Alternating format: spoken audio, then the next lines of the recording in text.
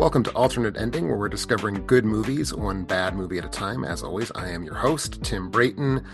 With me, we have our regular co-host, Brennan Klein, and a few new friends joining us for the first time on this podcast. We have Zev Burrows and Caleb Wimble. And welcome, both of you, to the show. Glad to have you on board.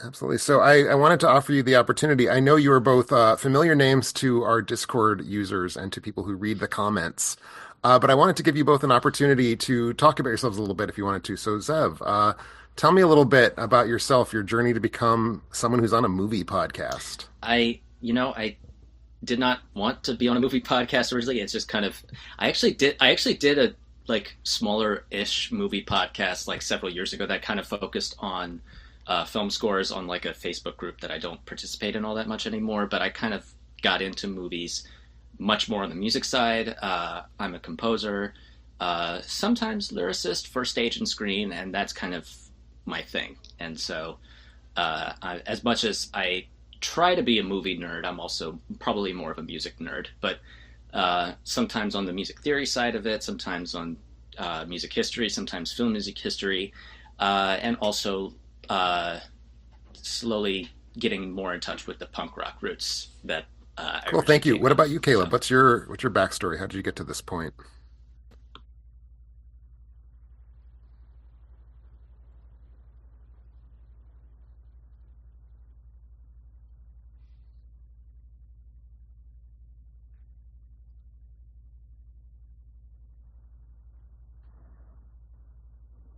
Oh, thank you. Oh, back in the day, back in the day. I love that.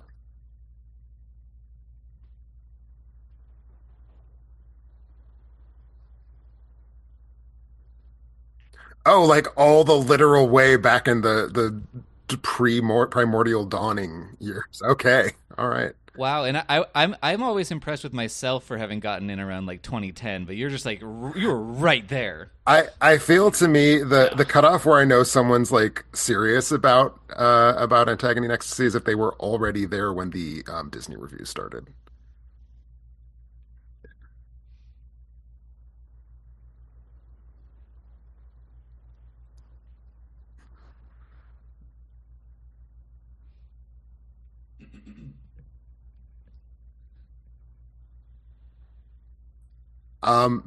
Huge hardcover suggests to me it's probably The Illusion of Life.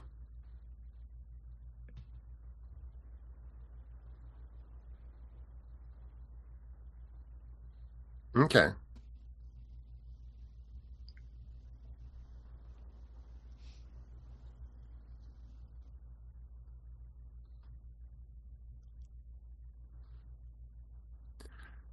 So you were doing so well, and then you pointed out that you were a teenager when I was in my mid-20s, and now it's all gone to hell. So, but thank you both so much for joining. Really glad to have you on. And just as a reminder to everyone listening, we are still in the process of introducing new folks to the show. So Caleb and Zeb are our newest members of the family. There will be more and more new names over the weeks to come. So keep listening.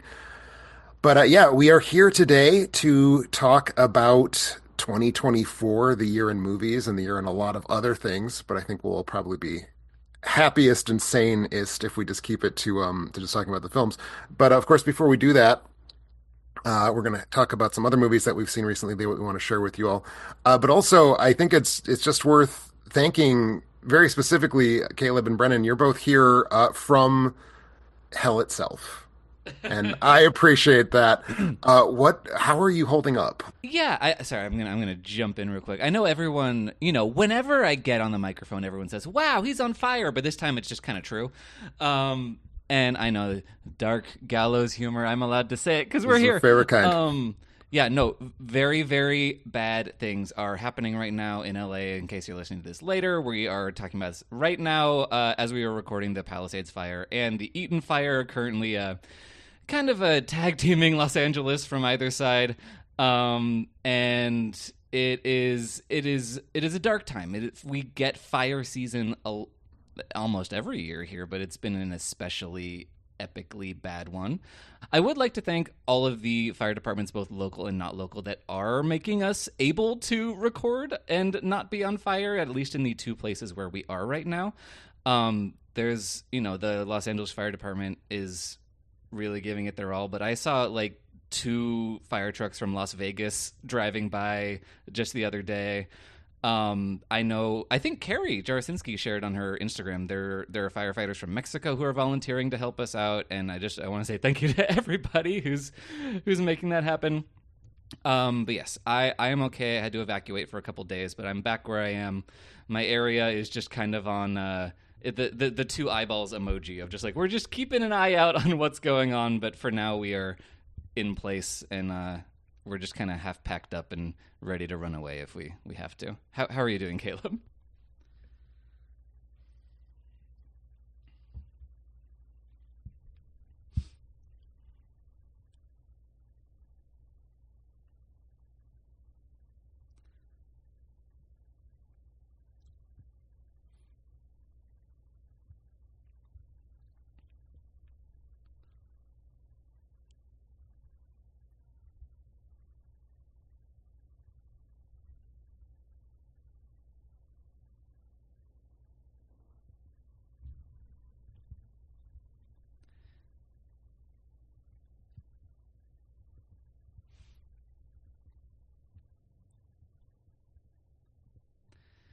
Yes, and yeah, I mean, since we bring that up, I do not support the current system that we have, where incarcerated people are fighting fires, and once they get out of jail, are not allowed to pursue careers as firefighters. That is an incredibly fucked up system that we have right now, and I would like that to change very much. But yes, speaking of, thankfully there has been very little loss of life right now, and like Caleb said, that's because of these people who are working so hard. There has been an incredibly devastating loss of property in people's homes and businesses and livelihoods. There are a million ways to support those people. There's a bunch of GoFundMe's. There is a GoFundMe page that has a list of like basically all the verified people in Palisades, Altadena, Pasadena who have lost their homes, lost their businesses. Since it is such an overwhelming amount of data to comb through, I personally picked out one that I'm going to share right now, but obviously all of them are kind of are valuable to be helping out. This is not a family that I know personally, but it is a family who has fed me and my boyfriend Gelato many a time. They own an Italian restaurant, or they owned an Italian restaurant in Altadena. They lost their house, they lost their business. 11 employees lost their jobs, and there is a GoFundMe to help them out. That is going to be in the show notes. I'm sending it to Tim, so if it's not there, poke me on Discord, and I'll send it to him again. But yeah, you can donate to that if you feel so inclined. And I'm developing another way to raise money for the LA firefighters in their continued fight that I will be talking about later on down the road. Both. Not to change the vibe too much, but for those of us who are not currently living through a fire zone, how are you doing, Seth? What's your current state in the world? I know that you have some projects that you're working on. Do you have anything that you are interested in plugging in this moment? You know, it's so funny because I think the day that the fires kind of broke out is the day that like I released a new album, and so like it was like tough. the That's tough. worst day to promote that. I know, but I mean, it's a new production music album that I wrote for paranormal shows, a lot of weird effects and textures and mostly guitar led. I'm really pleased with how that turned out. I can send you the link to post in the comments, but it's a cool little album.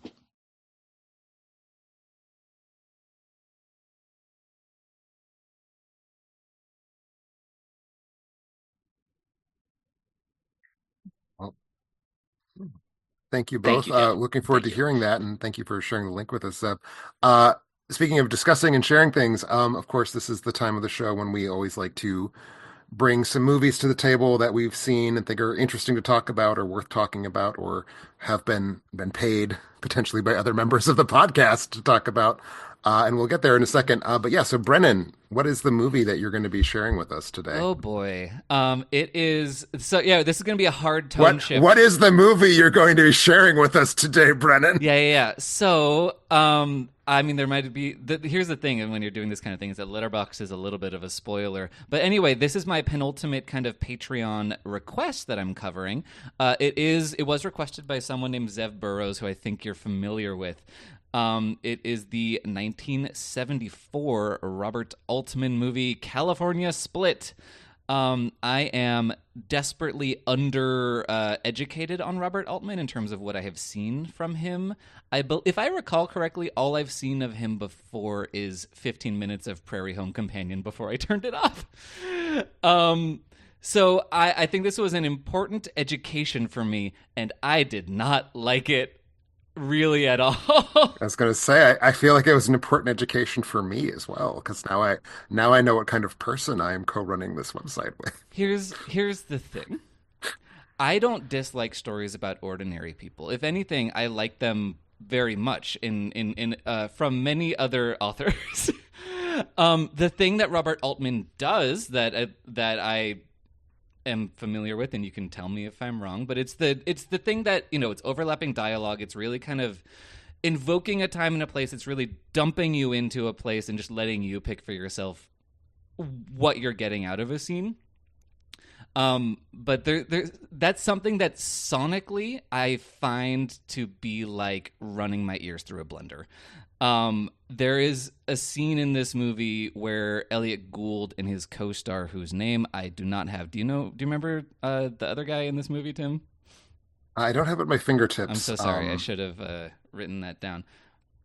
Yeah, yeah, yeah, Yeah. yeah. So they're at a bar. They're drunk. They're trying to name the seven dwarves, which is very funny. I think there are a lot of very funny grace notes in this movie. But meanwhile, a woman without pants on is having a conversation with the bartender about wanting to borrow $30, and she's arguing with him. And this is something that, like, specifically, I get really frustrated when I'm trying to have a conversation and someone else is having an interesting conversation behind me, and I have a lot of trouble focusing when I'm like, I want to hear what they're saying. But also, if I'm at a restaurant where music that I like is playing, I feel like my brain is being cleaved in two. And it's very painful to me. And this movie is just really aggravating that specific pet peeve that I have all the time. And that's just, as far as I'm aware, a thing that Robert Altman is doing, and the thing that he desires to do. And it's not an insignificant desire, but it's one that specifically is designed to make me go insane.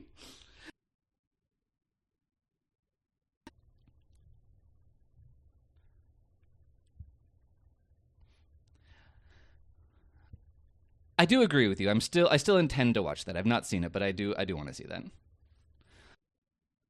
Yeah, had I known Brennan that this was your first Altman, really your first full length Altman, that I would have never gone with this. I think I feel like I should do some You reasoning as picked to it why. I because it's think one of this the is best American because films of the 1970s, and I don't think there Yes. needs to be more reasoning than that.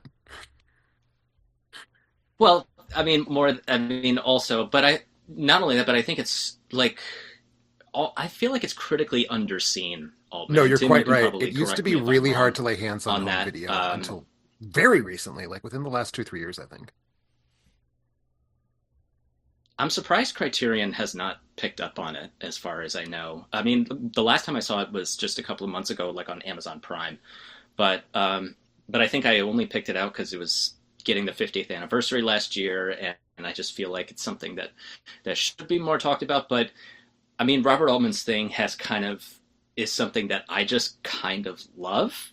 And I think you were talking about the Seven Dwarfs. For me, like this in this like a scene later or in the exact or like later on in the night they're starting to point out they're drunk off their asses talking about the racist crows in Dumbo, and I'm just like, that is just kind of peak cinema right there, and I think I might have pointed that out on Letterboxd. But for me, this was just such a funny movie and such a tragic movie in many ways, and that's kind of something that I think Robert Altman kind of does really, really, really well. I mean, and it's some. I think you find it in Shortcuts. You find it obviously in Nashville, um, and even to great extent in The Long Goodbye, which is probably my favorite Altman movie, which he did a year prior with Elliot Gould as Philip Marlowe. So I am I am No, no, no, sorry no. for making this your first Altman. I'm sorry I that it more or less maybe I like to be turned you off challenged. from I Altman, just but don't. Sometimes I just don't enjoy the thing. Um, I will say, like in a lot of cinematic ways, I think that it's very interesting, and I get what he's doing, and I get why people would like it, and I guess get why that's the thing he would kind of stick with. And especially, I think the ending in particular is really good, and I don't think the ending works without what it has been doing for the first 2 hours, because that's the only I'm not going to spoil it, I guess. It's not a plot movie, but that's the only moment where it gets quiet, and it lets you think about everything that's happened up until that point. And I think that's really special. But I just like I said, that exact texture is just grating against me. But also Elliot Gould is he's giving such a phenomenal performance. He's such a whirlwind of charisma in this movie, and the character dynamics are so lived in and fleshed out, and they're really interesting. I think it's really cool the way that everyone in this movie is living their own lives and doing their own thing. I just wish they would stop jabbering about it. It is both in that and in the very 70s nature of it. It is a conversation pit of a movie, and I think that's a very nice thing to be. I just did not enjoy myself, as I might not in a conversation pit at a party in a And, movie. I am certainly the last person alive who can criticize somebody else for latching onto a specific formal element and letting it bother them so much that they just can't handle a movie. So I will certainly not badger you to watch all the Altman films, because I will also say, and I think plot wise, there are certainly Altman films you would have responded to more, and Gosford Park's one of them. In terms of like sonic texture, I actually think this is one of his more like readily graspable films because it has a small cast. It is Mm. not Nashville where it's like I'm going to have 25 mic'd actors in every single scene and you're going to deal with that. And to me Nashville is like the great American film of the 70s. So I respond to it very much, but in a way because it's really focused just on those two guys and then kind of the world swirling around them. Uh California Split requires less of your attention as a viewer. Hmm. Yeah, he moves away from the overlapping dialogue, is my recollection. I think that's really a hallmark of his 70s films. But I haven't seen any of the 90s stuff in a while, so I wouldn't want to swear to Okay, that. yeah, that's interesting because I definitely, from what I know of Gosford Park, it doesn't feel like it would work in the same way if it was as overlappy as this. But I haven't seen it, so Gosford Park does have quite a bit of overlappiness to it, I think. But I think yeah, Are you saying Downton Abbey is a for carbon sure, copy of Gosford Park that for reveals that sure. Julian Fellows only had one idea in his entire career?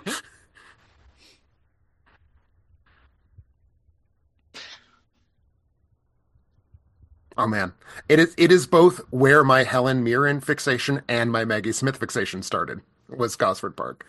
I will say the one caveat I'd have for you, Brendan, with Gosford Park.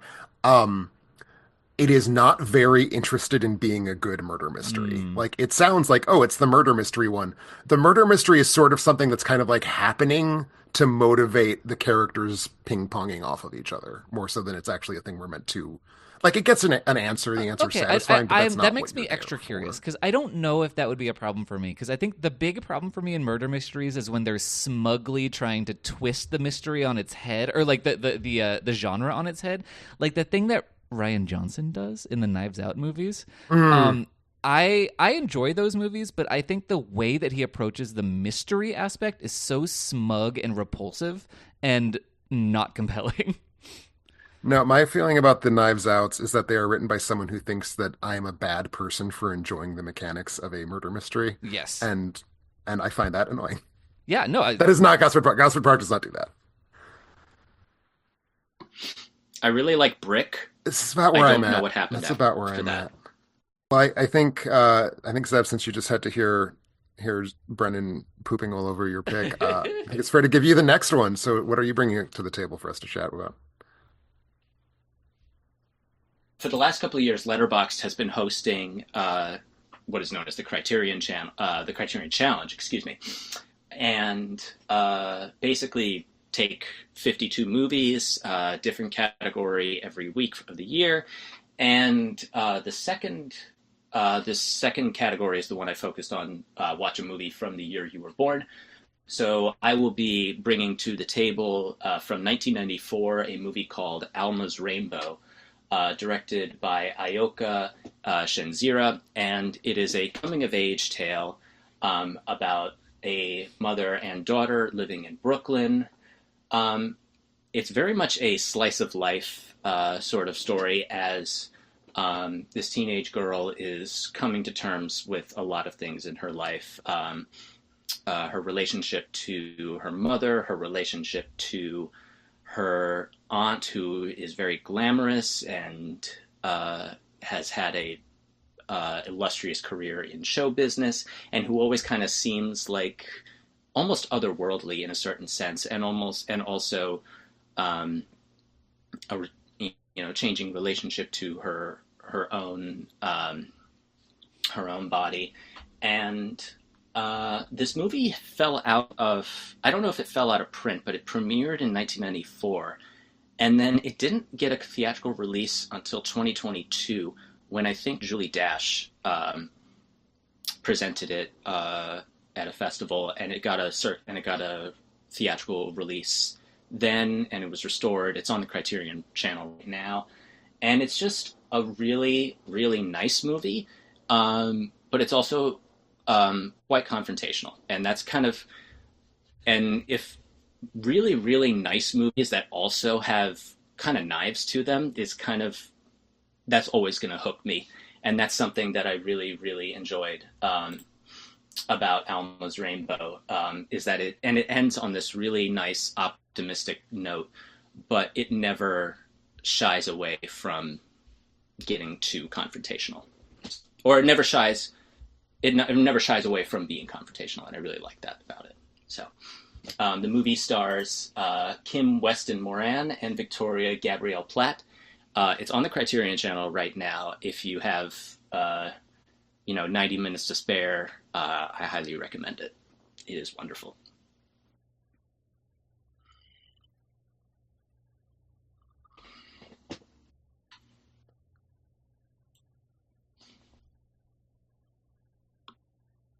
It also, just to jump on your Canopy praise, it Mm-hmm. is also the best way in the United States right now to see the entire filmography of Frederick Wiseman, which is a thing we should all want to do.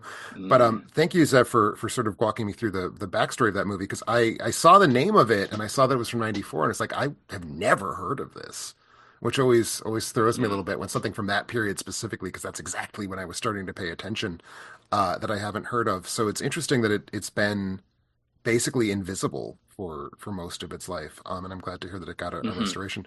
Do you know, just based on what you've read about it, are there plans for anything more robust than just a Criterion? Not that I've heard. I don't know that there's many plans for it to go anywhere after this. I would certainly keep my eyes peeled for a physical release, but what we see on the Criterion Channel right now is probably the best and most But no, it's accessible cool way that to see it. in particular that Julie Dash is part of the restoration for this, because just speaking, from inside the sausage factory, she had a movie that came out in the early '90s called Daughters of the Dust that everyone knew about, but like it was really, really hard to see from about the mid '90s until right before the pandemic, and then a big restoration push happened, and it became something very accessible. And it like immediately landed on everybody's like, we have to talk about this when we talk about American indie cinema syllabi. And so it's always exciting for me when a movie that has been like sort of plucked out of the ashes like that suddenly gets an opportunity to have people talk about it and look at it. So I'll definitely have to check that one out. So yes, thank you so much for bringing that to my attention. I'm going to bring a newer release, which is just bizarre for me that we've had a '70s film and a '90s film, and now I'm going to be the guy talking about a 2024 film because I do sometimes see 2024 At films, least this although you would week. not necessarily know that from any aspect of my public facing persona. But like, yes, I am playing catch up And one of the things I caught up with, which I'm really particularly interested in talking to you about, Brennan. I want to talk to all of you, of course, but Brennan, I know you are a Pedro Almodovar specialist, and I believe you have also seen his newest film, his first feature-length project in English, which would be The Room Next Door, starring Tilda Swinton and Julianne Moore. An adaptation, which I don't think a lot of his films have been adaptations of previously published work, although I guess, Brennan, you would also probably know more I about think that than I would. more than you expect. He's not very good at actually adapting things. He tends to fly off in his own direction. But I know Live Flesh is an adaptation of a Ruth Rendell novel, if I recall. And he keeps trying to adapt the human voice. That's how Women on the Verge came to be. That's how his short film Human Voice. He does it more than you'd think. And Julieta is an adaptation of some Alice Munro novellas. Okay. But more often than not, it's an original idea that he's working with. Okay. Well, this is at any rate based on the novel What Are You Going Through by Sigrid Nunez. And it is a story that sounds very bleak, but because it is Almodovar, it's actually less bleak than it sounds. But basically, we have two women, Ingrid and Martha. Ingrid is played by Julianne Moore. Martha is played by Tilda Swinton, who have kind of accidentally reconnected after many, many years apart. They knew each other very well when they were young, but as adult life kind of took over, they've separated. They both work, broadly in the realm of writing and publishing. Martha is currently in the retirement stage of a very significant war correspondent career. And what happens when this film kind of kicks off is that Martha is dying. She's dying of cervical cancer and has made the decision that she does not want to just waste away to nothing. She wants to go out on her own terms. So she has acquired through the dark web a euthanasia pill. And she has acquired a beautiful country house, like this sort of ultra modern looking cabin in the woods, that she plans to take the pill in during a vacation there. But she wants to have a friendly face. She wants to have someone there who will be a support mechanism while she goes through this process. And also so she's just not, going to die alone in a cabin. And she wants to have Ingrid be that person for her. And we learned pretty quickly that this was not her first choice. Several people said no before she finally asks Ingrid, but Ingrid, both because of her kindness and also I think it's kind of implied because their friendship had sort of been on ice for so many years, feels that she can't say no, so she goes. And then the two women spend just some period of days or weeks at this house in the woods, just kind of contemplating life and being alive and being friends and talking philosophy and thinking about all the things that they want to get out of life and have gotten out of life, and also wearing brightly colored coats with wide belts at the waist, which is a very important part of this film's aesthetic experience, I would say, is the just real strong colors in the costume design, which, I mean, it's an Almodovar film, so obviously strong colors are going to be part of it. So I'll say this. I think there is, in my mind, and this is actually one of the things, Brennan, that I'm hoping you can challenge me on. I feel like late period Almodovar is unusual amongst all the directors' late periods in that he seems to have gotten less excessive and he's more interested in making just kind of like tidy little films. And I don't think this is not that. It is very well written, very well acted. Pretty much well shot, I'd say. But it lacks the kind of campiness that I guess the story doesn't have room for necessarily, but that wouldn't have stopped the Almodovar of the past, who sort of, I think, took a great joy in adding camp to these very serious stories in a way that would potentially play as tasteless. This is a very tasteful film, I would say, and that's part of what bums me out about this late period of Almodovar is that I do think his films are all very, very tasteful. And that being said, it's good. It's excellent. He is, above all things, even more than I think he's a camp genius, he is someone who's just really, really good at working with top flight actresses.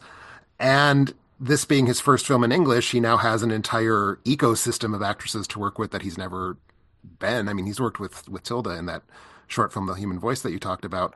But, I feel like sight unseen, Julianne Moore in an Pedro Almodovar film feels like such a. Hang on, cat's being really obnoxious.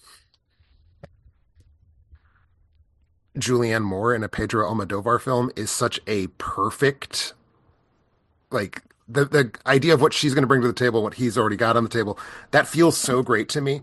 And I don't know if it was quite what I wanted it to be, because I feel like she's not 100% sure what the script is asking her to do. And I think Tilda is.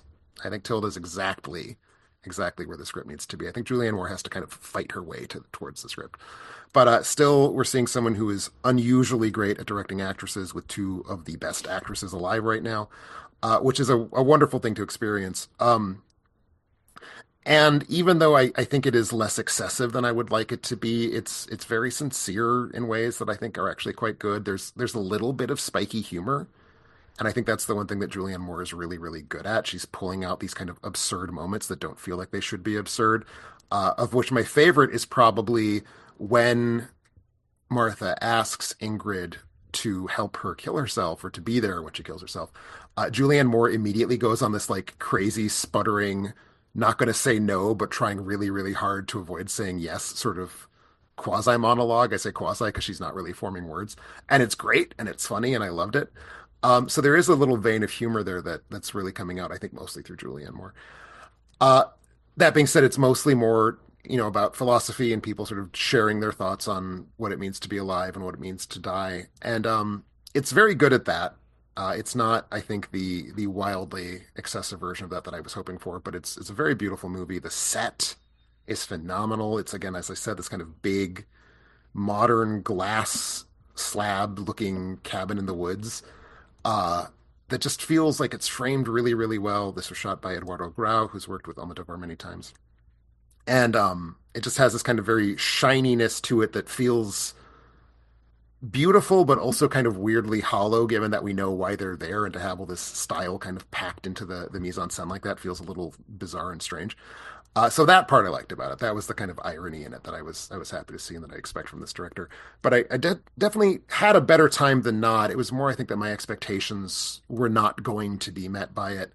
But as our resident Almodovar fanboy, I am curious, Brennan, what your thoughts were on this film. Yeah. Okay. So you've given me a lot that I kind of want to react to. I agree with. I mean, this movie, and then like when you're looking at Pain and Glory or Parallel Mothers, they're definitely more subdued. He's in a period where he's doing less in terms of big bold character moments and big bold like melodrama, telenovela, that kind of thing that he's doing.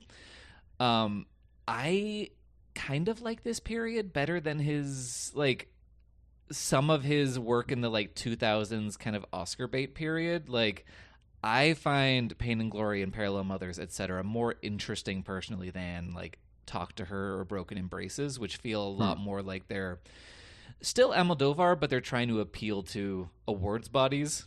And now he's just making reflections on mortality and doing the thing that he wants to do. I think we're still getting a certain amount of excess, but instead of being focused on messiness of character and plot, that excess has turned towards being very fussy, and putting a lot of details and little Phillips and aesthetic things going on. Like, I think for me, the best and most thrilling sequence in the movie is just when Tilda Swinton and Julianne Moore are opening drawers in Tilda Swinton's apartment looking for something, and you see all of the like meticulously designed little trinkets that she has in her drawers, and all the colors and all the textures. It's just it's such a wonderful thing. Like how one of the best things in The Human Voice is that hardware store that she goes to. It's just there's still those Almodovar bits, and this is still an Almodovar movie. It's about women suffering in belted coats while eating berries. Like that's very much feels like his thing. But no, I think, yeah.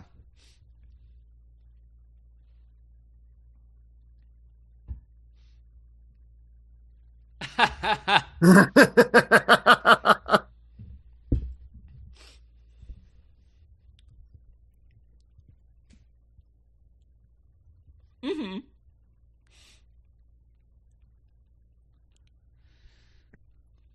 Yeah, it just it just doesn't have people swinging like a clock, like in Tie Me Up, Tie Me Down. Things have gotten smaller. But no, I totally agree. Parallel Mothers does have a telenovela plot. I really like Parallel Mothers quite a bit.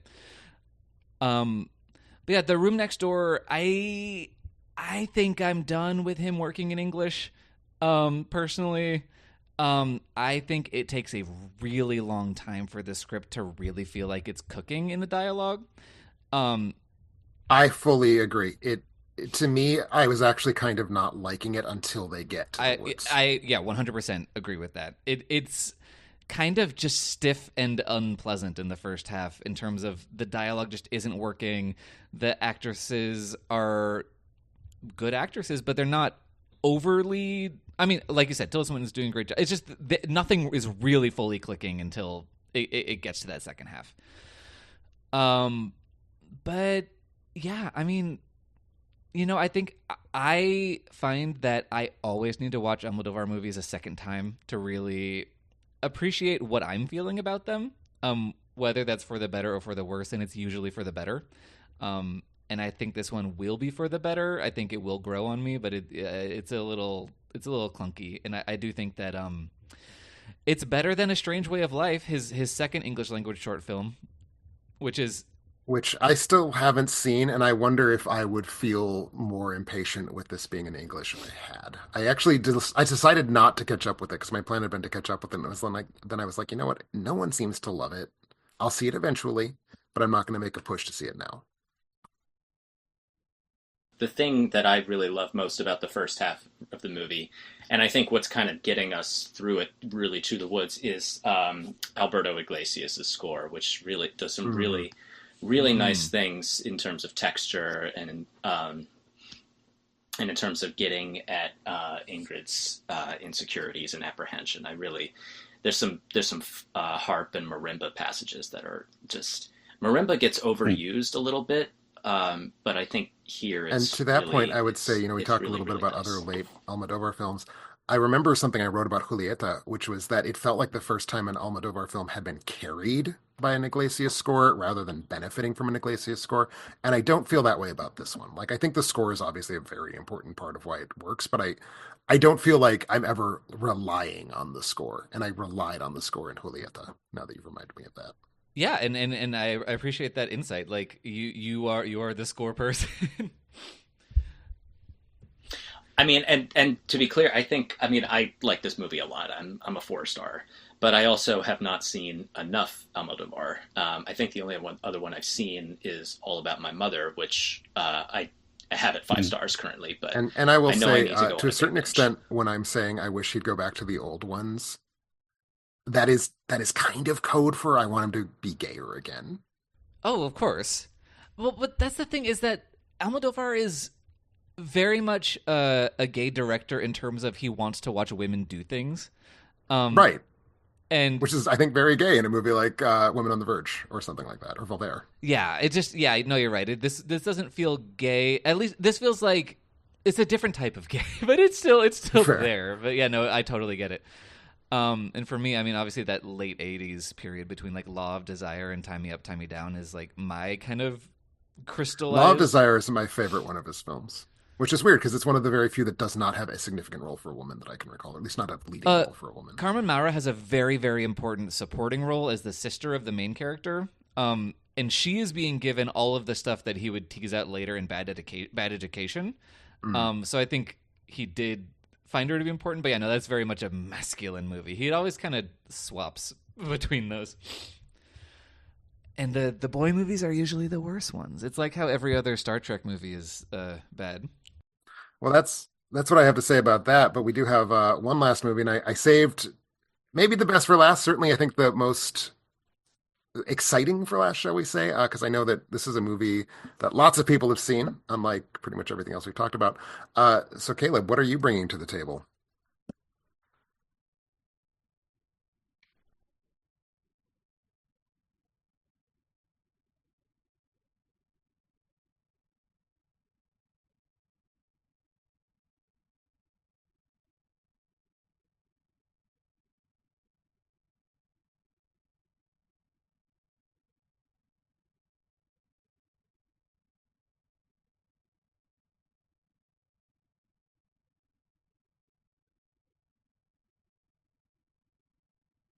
Mm.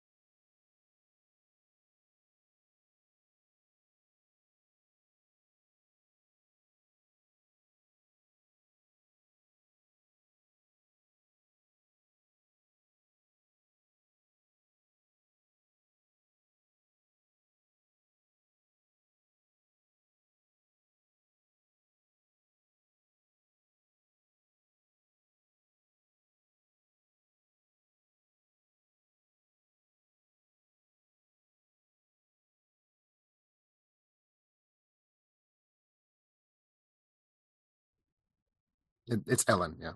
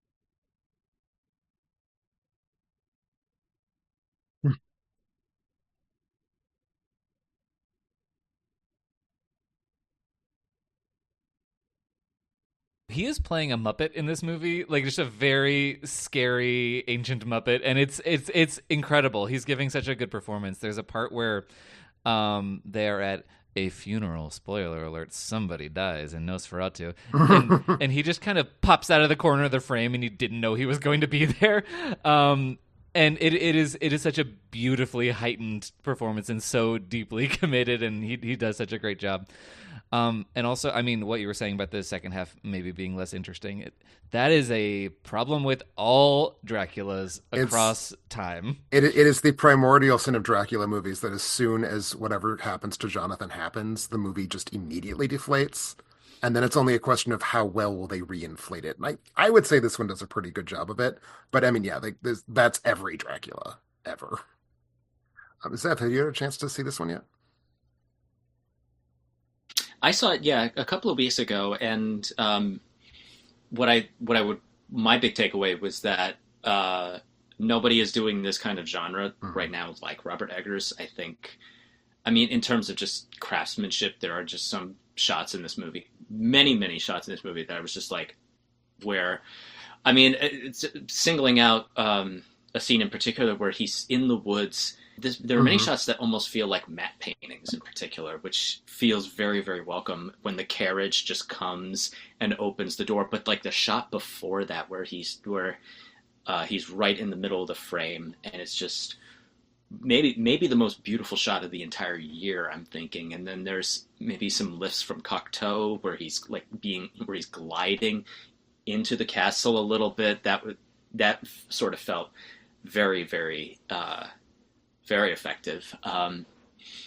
And for me, the really scary parts with the vampire in this one are really the moments where you don't see as much of him, because I think the more you see him, the less scary he is for me in this one. There's a shot where Tomas is at to dinner with him at their very Hmm. first meeting, and all you can see of him are his teeth like hanging over him, and that when I saw that in the theater, that just creeped me the fuck out. So, as I said, the more you see of him later on, I think less. I mean, but I don't know that he necessarily needs to be as scary as all Yeah, that I, I as the I would movie goes co-sign a on. lot of So that. I maybe. would say, to me, kind of building on that, the Count is scariest when he's not seen, and not to spoil the ending too much, but like I think the film holds off on showing him really well until quite late. And I think when it does so, worked for me really well because it does reveal. It's kind of a not a disappointment, but when we see him in full light towards the end, again, that's not a spoiler. That's everyone knows how Nosferatu ends. He gets beamed to death by the sun. But he uh he just looks like a pathetic sack of flesh rotting. Like he's no longer has presence. He's just kind of been stripped of his presence by the sunlight, which works because that's kind of what the film is really plowing is this very specific fear of death. And I think obviously every horror movie is about a fear of death, but that's kind of what this movie's like main thesis is.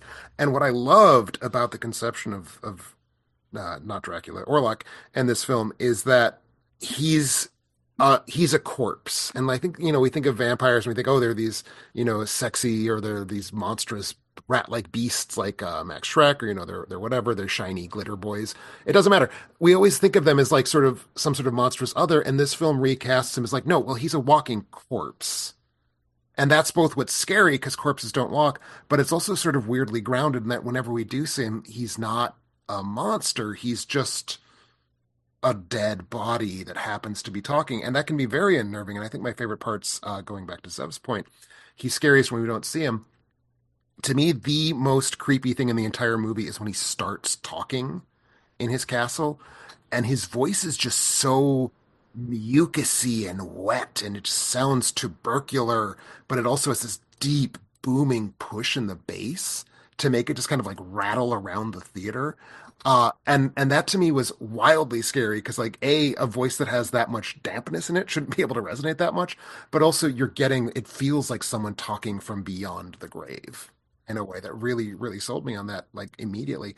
So I loved that, loved the conception of a vampire in this film, which was the closest I think this film had to something at all fresh because it's not fresh. It's Dracula version 600. I think it was a very well built version of it. Is really high on my list of the films I liked best this year. Um, So completely co-sign everything about the craft, everything about sort of the atmosphere and mood. I also think this film does something really just bizarre but exciting. It has a lot of very visible 90 and 180-degree pans. Like it's almost like a slow motion Wes Anderson film kind of, and how it's constantly making us aware the camera set in place, but it's turning in a way that I don't quite know what it did. Like if you asked me to explain why it works, I would certainly not be able to, but it did make me feel kind of more heightened and alert as I was watching the film. Mm,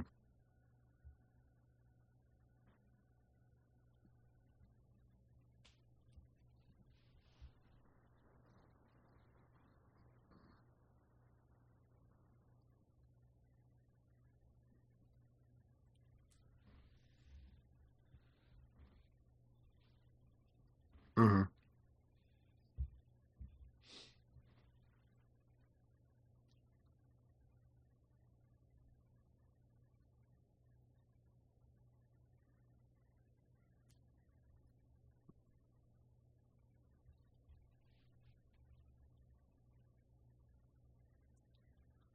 mhm. I don't think we've mentioned the single scariest sequence was on the ship Yeah. below the deck, and as he's going, you could sort of see his flesh kind of, but it's almost like an arm or a muscle kind of, Yeah, in really, the really, background really good. before. I don't want to call that a jump scare Yeah, because it's not how that it was structured, but it has that sense of being like a reveal in the back part of a shot, like a jump scare. Really, really great. Um, so that's two I know very enthusiastic voices. Zev sounds like you might be a little bit less high, and Brennan, I know you're not too high either, but go ahead. Yeah. Oh, I mean, well, no, no, but I don't want to say it sound like I'm knocking this because again, I liked it a lot. I'm a 4 star. I just think that there's nothing in it for me that, well, there's some of it that screams top tier Eggers, but like I like his other Weirdly, three I movies much agree. more. Like there are things about his other three movies. Like the Witch fucking terrified me. The Lighthouse was just an exploration of the weird that I didn't know I needed in my life. And for me, there's some sequences in this that kind of approach it, but not quite. But I don't want to knock this at all because I still think this is, if it had been made by anyone else, I'd be flying through the hoops. But it happens to be Eggers, and I just think, I mean, No, no, I and don't want like to knock what it. you said sort Please of go reminds see me it. of my experience while I was watching it, was I kept thinking the whole time, am I finally going to give 5 stars to a 2024 release? Holy crap. And the reason I didn't was because it is definitely his worst movie, and I didn't give any of them 5 stars. So I need to like, you know, figure that out. But yes. But Brennan, I know you were a little cooler on it, I think. Yes? I was. I mean, I gave it a 7 out of 10. Like that is a yeah. Like I'm fine with that. I'm fucking sick of the story of Dracula. I don't think it's a good story. I never want to see anyone do it again. No, it is the coldest take. It is dead in the grave. The we Tim and I've talked about this before on Bride of Alternate Ending. The Jonathan Harker stuff is always good and it's always the best part of the movie. And then this one, and I believe other adaptations of Nosferatu at least skip the bit where they go back to Transylvania, which is it is exhausting. I Um, any adaptation that does that has already like made fatal mistakes in being judicious about what to cut because that part sucks. It's the worst part of the yeah, book. it Sure. Well, that's actually what I was going to say is that watching this one, I was kind of just like, I should watch that Coppola one again. And I wasn't really necessarily in this movie. I thought a lot of it was doing really well. I thought Bill Skarsgård was great. It almost unrecognizable. The only moments where I was like, oh, that's Bill Skarsgård is when he's standing up in the cloak and I'm like, oh, there, gotcha. Um, but I do think that Lily Rose Depp should be arrested for stealing the inside of her father's face and putting it underneath her skin. See, It is, I was gonna say, I didn't like the performance she was giving as such. I thought she was immensely well cast because her face looks like a skull. yeah. Like it looks like her skin has been painted onto her bones. And I thought that was very perfect for what this movie was trying to do. Yeah, absolutely. But yeah, so liked it, didn't love it, but never expected to. And I enjoyed so much more of it than I thought I was going to. So yeah, thumbs up. Well, that's going to do it for our movie roundtable, but I want to thank you all for sharing those movies. Also, we're going to take a break midway through here to thank as well all of you listeners for being Patreons. In particular, I have some names here that I want to shout out, new subscribers since our last episode, and we have a few for you today. So that would include at the screenwriter tier, James Hutchinson and Robin Zimmerman. So thank you both very much for that. At our crew head tier, we have DCHB, Chris Carollo, Cocker Spaniel 1999, and Nathan Tabak. And then at production assistant level, we have Jason Laughlin. So thank you all very, very much for subscribing. So in the second half of our show, we are going to look back at the year that was, clearing the decks before the year that's about to be gets kicked off. We're going to do our year in review. We're going to talk about our favorite films, the films that disappointed us a little bit. But I wanted to start by just kind of opening up the big question, right? Like the year as a whole. How does the year make you feel? I think the year of movies of 2020, I put every single 2024 release that I logged on Letterboxd, I put with the tag 2024 is the year of cinema's reckoning. And I kind of put that as a joke, but I also kind of think that there's maybe a little bit of validity to it. And Tim, you could probably confirm that or disconfirm that a little better than I can. But I think there was very little that, well, going into the year, I think there was probably extremely little that excited me about seeing movies all that much in the theater. There were some movies that I heard about word of mouth that I did get very excited about, that very much surprised me, and then movies that I was looking forward to, I ended up being a little bit disappointed by. But I don't want to say that across the board. For me, this year could have been so much worse in many ways, but it also could have been a lot better. I don't know if that's a sentiment that you all feel around.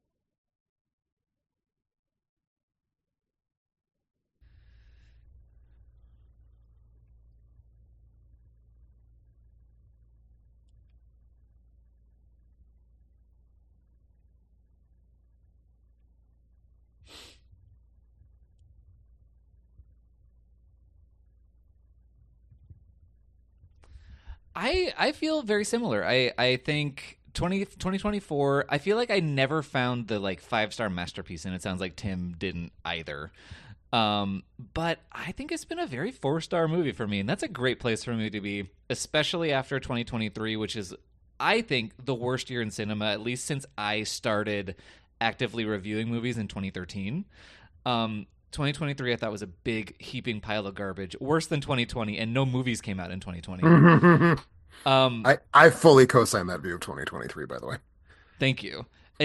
So maybe this is just whiplash of just like I enjoyed movies this year and I'm feeling great about it.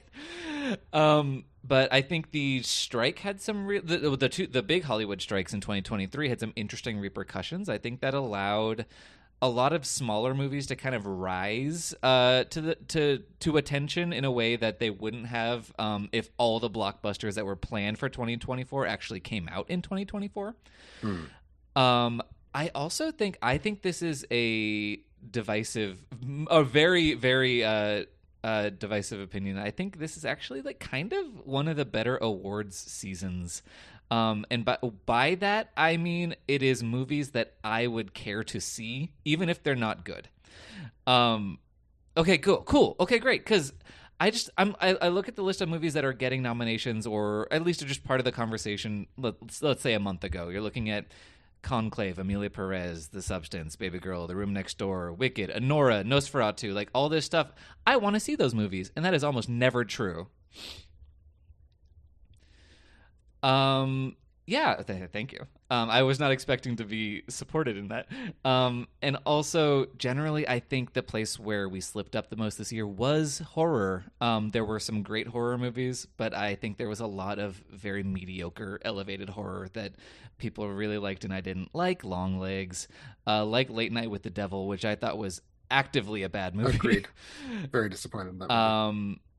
Yeah, I was so excited. Anyway, so that's kind of my general package. What about you, Tim? I would start out with a number because at this point, as of the day we are recording this episode, I have seen 43 feature-length films from 2024, and I would say, notwithstanding the pandemic here, 100 would be embarrassingly low for me at January, and I'm not even at half that.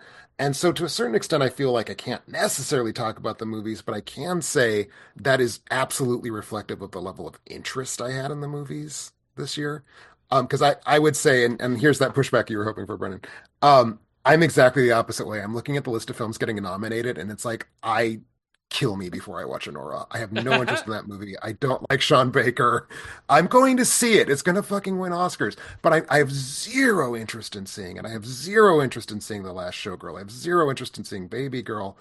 I have like anti-magnetic resistance to seeing The Apprentice. Like, Oh, that's not included on my list of things that are worth okay. watching. Yeah. Okay, I'm kind of thinking about the movies that I know I'm going to have to see that I haven't seen yet. Mhm. So that's been a big thing for me is like I hear these log lines and I'm like, I don't want that movie. And occasionally, and I'll be talking about this in a moment when we talk about our surprises and disappointments of the year. Sometimes I'm wrong. And I could very well be wrong about any of these films. Um, but that's been part of what's just hard for me to motivate is like the movies don't capture my attention in a way. And even the ones that in theory would, like someone says to me, okay, there's going to be a big budget musical full of sets and costumes and bright colors, and it's going to be all Broadway and shit. I'm like, yes, I'm excited. And then that musical is Wicked, which Yeah. is a musical that I just don't like. And so like even the things that almost excited me, or Amelia Perez, which I'm interested in Amelia Perez, but I feel people think is bad. So maybe it's I don't know. I I feel like Amelia. I Okay, okay, well, so we'll put a pin in that we'll one, hold but we'll table talk about Amelia Perez. I need to be encouraged that it's the movie I thought it would be when it was announced, and not the movie that I think it is now that people are bitching about it on social media. Which I mean, that fool me for saying like, oh, film Twitter and Letterboxd seem to think it's transphobic. That's on film Twitter and Letterboxd. I get that, but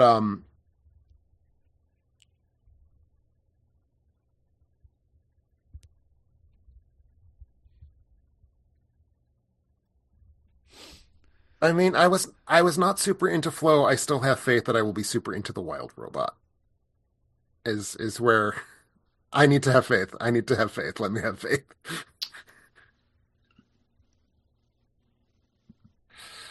Okay. Okay, that's real. Tim, I think the biggest surprise for me for you I this have year. still Have you not caught seen up with Maxine. Maxine? I was just looking Yeah. over my list of things I haven't seen. I was like, shit, I still need to see Maxine. And I think that's another example. I was super excited before it came out, and then everybody who, like me, really dug X and Pearl seemed to be like, oh, it's the third one. And it's like, oh, well, I'll see it eventually. So maybe I'm wrong. Maybe I'll see it and I'll fall head over heels in love with that. yeah, I got hit with that too. I think that's my biggest regret of like, ooh, oops, sorry. And there are still a good solid 5 or 6 movies that I'm really optimistic I'm going to like, including one that's going to be a major awards player. I persist in thinking that I'm going to love The Brutalist, and it has not made itself available to me yet. I'm counting down the days until the 25th of January, 24th of January, I think. But so part of it is just I haven't seen much. What I've seen has not been super like inspiring to me. This is actually Nosferatu was finally the 10th film I saw that I gave a star rating over 3.5 stars, which means I no longer have 3.5 star films on my top 10. Congratulations. I'm very, very pleased. That was a very exciting development. Although it also means that Megalopolis is no longer in my top 10, and I kind of feel like being some with Megalopolis in my top 10 was interesting of me. But there we have it. I will say to me, the story of the year was there were 2 stories of the year. One, Coralie Fargier came out and made a movie, and my God, it was the first time I'd seen a movie in like 10 years. And hooray for the substance, which was very much a more so than any other thing I saw this year was like, oh no, people are still doing Uh-huh. something with this medium.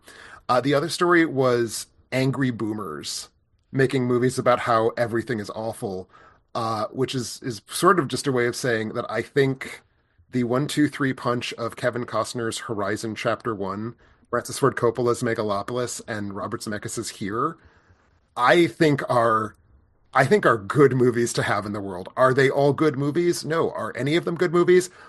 Maybe not. But I think they are all very valuable movies, and I'm really thrilled that I got to see all 3 of them on a big screen. Kind of especially Here, weirdly, even though it's clearly the weakest of the 3. Um, Yeah, but so yeah, so I yeah, go ahead. no, just say you respect people being themselves on screen and just I dumping. I respect people making movies because they don't give a shit Yeah, if exactly. anyone likes it, and that very much describes the 3 movies I just named. I would have to agree, though, even with my extreme levels of sort of ness about the year, 2023 just was a killer. It made me not like movies anymore, and I feel better this year than I did last year. I will say one more thing about 2023 is that I had more 4.5 star movies on 2023 than I do this year, but there was also probably many more awful wide Hmm. releases in 2023 than there have been this year. So it's kind of I don't know. I don't know if that's the same to any of you have, but that's what's mine.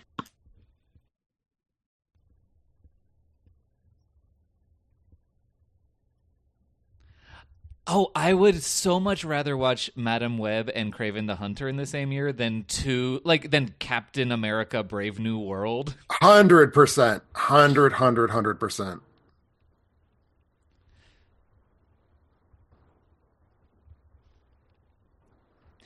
For Maybe a I minute, didn't really like Venom 3, but yeah. I misunderstood that you were saying Venom 3 was the weakest of Madam Web, Craven, and Venom 3, and I was like, well, that's a take. But I figured out what you meant. But Oh, I agree. also It's the you might have weakest been of right the the first time around. it's the weakest of the 3 Sony Spider-Man movies that came out this year. Definitely. Well, let's move on to some more granular chat about the year that's been. So we agreed on some categories, and so hopefully you've all given some thought, some rumination. Uh, we wanted to start by talking about what was the best surprise to you? The film that you didn't have any expectations for that turned out to be actually no, I liked it a lot. Okay, my biggest surprise was one that I kind of got dragged to by my boyfriend. I was ready to just let it slip through the cracks. It was the James McAvoy remake of Speak No Evil, the 2022 Danish film. I know they had a real bee in their bonnet about the ending being Americanized and blah blah blah. But I think it's such a totally tight crackerjack thriller, even as it is. It benefits from some very, very good performances. James McAvoy is very good at harnessing terrifying charisma. I think Mackenzie Davis is not enough part of the conversation. I think she has this incredible, like brittle, awkward performance that she's giving that is really, really special. And it's got nice compositions. You can see the movie, which is rarer and rarer these days. But it also just it's well shot and it's thrilling and it's for dumb Americans. But I am one of those, so I had a good time.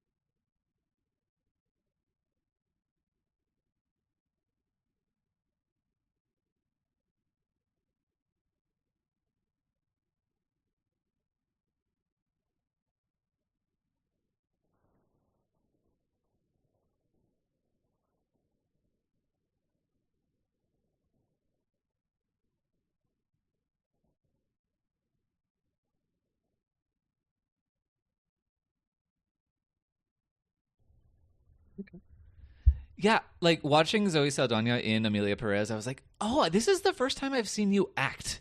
Like she's actually doing something. She has a lot of energy. I loved Amelia Perez. It has its problems, but uh, mi- there is a difference between being mildly problematic and being a bad movie, and people are having trouble separating those two things. And I understand to some degree why especially like trans people and queer people would be like ew no, but oh I loved it in the musical stuff. It's so like abrasive and interesting. It's good. I look forward to catching up with Perez. So I'm going to be 0 for 2 with Brennan on this one, Okay, and then I'm sorry in well you advance. I deserve it for Um, California Split. well, I don't know because I read your review on Letterboxd and it made me a little sad, but I understood. Um, so I Okay. so I despised Bodies, Bodies, Bodies. So I was not expecting to like Baby Girl as much as I did, but I kind of had a blast with it. Um, so Baby Girl, which is the new film by Helena Rain, is about a high-powered CEO played by Nicole Kidman, who decides to enter into a torrid affair with a new intern played by Harris Dickinson. And I recently, I think it was an Instagram letterbox interview with Helena Rain. She said, she said she wanted to put all of her desires and her fears into the character of Nicole Kidman, and it kind of does feels like that a little bit. I had a lot of fun watching this, and it's for me, it's hard to go wrong with Nicole Kidman. Um, I think she's giving one of her best lead performances that is in a little while because I also really loved her in The Northman. I mean, I went in expecting not to like it, and I had a lot of fun with it.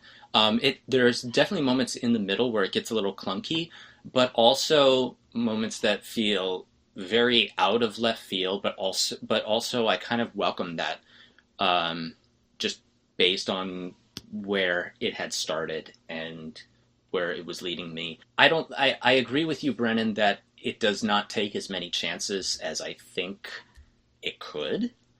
But I mean, if it were me, it would be. I think she deserves a nomination just as much as Demi Moore does for The Substance. Mhm. I had a I'm blast really with glad this to one. hear you make the specific point of saying that you disliked Bodies, Bodies, Bodies, because that was by far the thing that was most making me feel, ooh, no, I don't want this. But I will say I'm keeping that in the back pocket for a double feature the next time I get out to a theater with The Last Showgirl. So I'm a little bit more excited for seeing that now. So for my pick for biggest surprise is actually just something I watched a couple days ago. It's when I went to watch my screener copy of The Room Next Door. I thought that I knew I had a screener and I was like, I'll watch it when I watch it. It's like I'm gonna see what day I want to watch it. Let me look it up.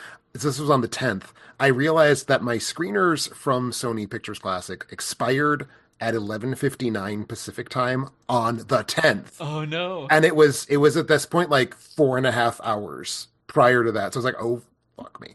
So I nailed out the room next door immediately.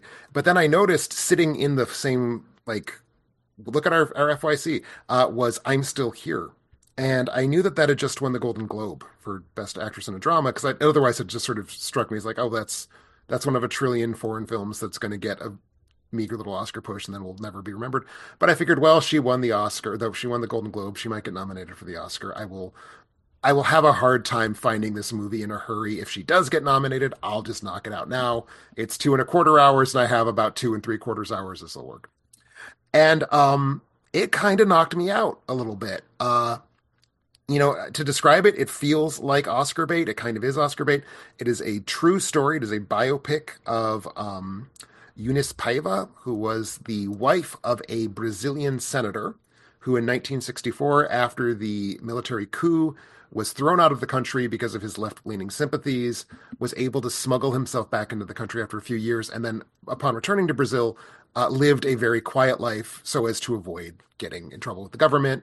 So not like an activist firebrand or anything. Still kept his sort of toes in left-wing politics, but wasn't really. He was certainly not involved in politics anymore. But he was nevertheless viewed as a dangerous figure, so the government arrested him and he disappeared. And it is now known that he died shortly after he was arrested, but that was not acknowledged for decades until the military government fell and its records became open for other people to investigate.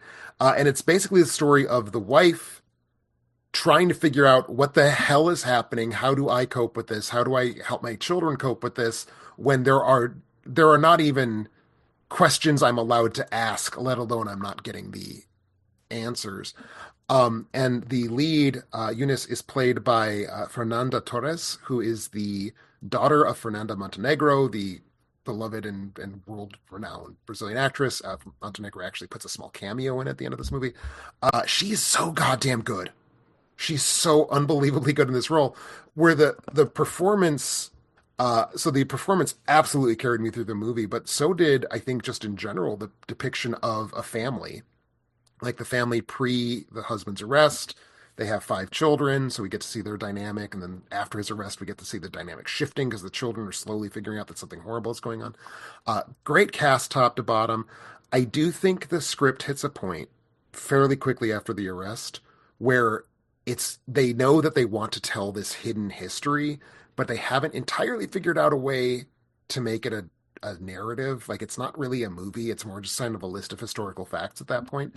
But I think the actors have brought so much goodwill. That opening act that's all about the family dynamic works so well. And again, Fernando Torres is just doing such a great job of kind of muscling through and saying, no, no, no, this is working. I will make this work. That it feels like it's still a story, even though it's kind of the script is just a tatters by the end. Um, so really had a good time watching this. I'm still here. Brazil's submission for best foreign film, if I'm not mistaken. So it might end up sort of having a little bit of a shelf life, but totally worth the time. And again, not a movie I expected at all. Really worried this was going to be a retread of Argentina 1985, which I did not like at all. But I was really into the movie the whole time. So I'm really glad I had to rush to see it before it expired out of my email.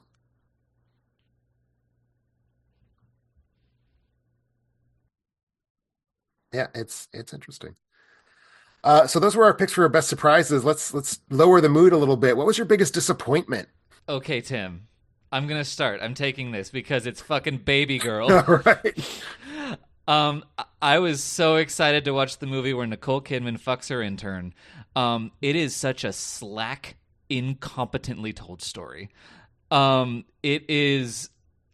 It should be a movie about a woman navigating her secret desires, and it is instead a story about a woman and a man who don't speak to each other and kind of throw a vague idea of what kink is into the ether and then politely ignore it, and then move on and then have very vanilla sex. I found it to be one of the least sexy movies I've seen in a long time. And I don't think it establishes anything valuable about characters at the time that you need to know them, or those things. And I thought Harris Dickinson was not good in it. I like Harris Dickinson, and I thought he was giving this weird, I mean, maybe it was hampered by his fake American accent, but he was giving this weird, grumbly, confused performance. And I top to bottom did not like Baby Girl at all, and I'm very sorry, Zev. And I know it's giving a lot to both straight people and queer people that I know, and I'm shocked at the amount of like very kinky queer people that I know that it is working for, because it gave me absolutely nothing. So that is my thoughts on Baby Girl. I will say it does. I don't know that it does. It does not explore as much as I think it should, but as a character drama, I kind of was digging it. So I was kind of I don't know. Maybe I don't know that you. Yeah, sorry, this is not an attack on you. I know that we have Zev, answer for all straight people. Why do you like this bad movie? I But no, what is your pick for the biggest disappointment of the year?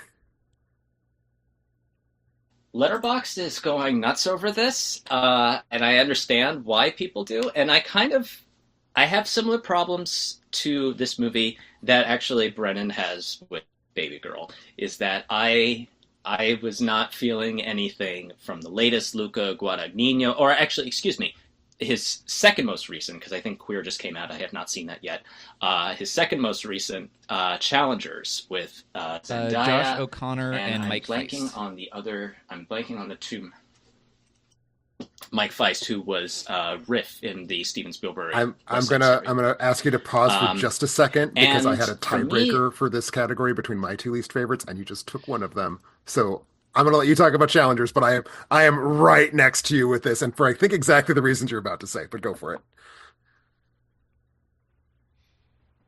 it. I mean, for me, I think I said this at the top of my Letterboxd review. This was like, I think Luca wanted to make his own E2 Zendaya Tambien, which I find far sexier, far more interesting. Um, I don't generally like knocking actors for sex appeal or anything, but for me, what my biggest problem with Challengers was just how much it just decided time and time again to just dissipate all of its tension. Like in the midst of a really tense tennis match, it decides to cut to 8 years earlier in Atlanta. I'm like, what the fuck, man? You're drawing us right in. I don't want to see something that's way less interesting, that has way more bad dialogue when you're trying to immerse us in this incredibly tense moment that you've built up to. And I was just so. But one more thing I'll say about it is that people were just getting so hyped up about the Reznor Ross score, and would be right there with them if the movie didn't cut so much of it right there. I'm like, get us there, man, and he just chose to I will say cut, cut. to back up one of the things you just said, Zev, that it cuts right when it feels like it's about to get intense. I thought it was insane that we never returned to the aftermath of when Zendaya tricks the two boys into kissing. It's like that did not in any way impact the rest of this. I mean, I think the argument would be that it does, and they spend the rest of their lives sort of dancing around this unspoken attraction. I didn't feel it. I didn't think it was a sexy movie. Uh, I think I will knock actors for their sex appeal. I'm sorry. Zendaya looks like a 12-year-old. She's not selling me on an erotic thriller.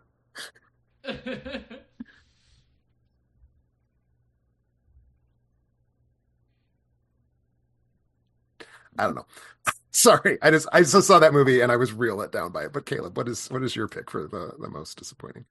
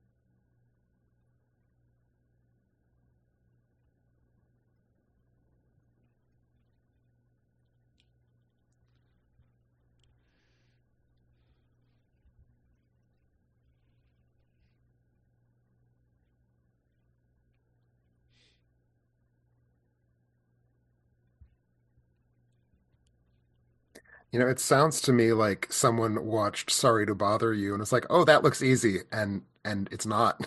As it turns out, it's very hard. Yeah. And what you're describing, it sounds to me like a reverse Peter Rabbit, which is a very good rom com between Donald Gleason and Rose Byrne, where a CGI bunny played by James Corden takes a shit on the camera every 3 minutes. Peter Rabbit? Not there's not an actual literal shitting rabbit. That doesn't happen. So my biggest disappointment, I'm an idiot. It is me admitting to all of you I'm a stupid person who all of the evidence that could possibly be gathered together told me don't expect good things from this movie. And by the time I saw it, I didn't. But I still was like, you know something? Every alien film, no matter if it's good or bad, there's something going on. Alien Resurrection, terrible. But it's a work by artists who are trying something. Didn't land, but I like that they're trying. So in my head, it's a franchise where you go to make experiments that don't work. And Fede Alvarez, one of the hot new names in horror, decided the experiment would be what if The Force Awakens was an alien movie and sucked? And that got us to, I don't even remember the actual title of it, Alien Romulus. Alien Romulus, which has somehow managed to be, it's not the worst alien film. That would be a stupid thing to say. But I bet I rewatch Aliens versus Predators Requiem before I get around to rewatching Aliens Romulus. Because Okay, but it's without merit.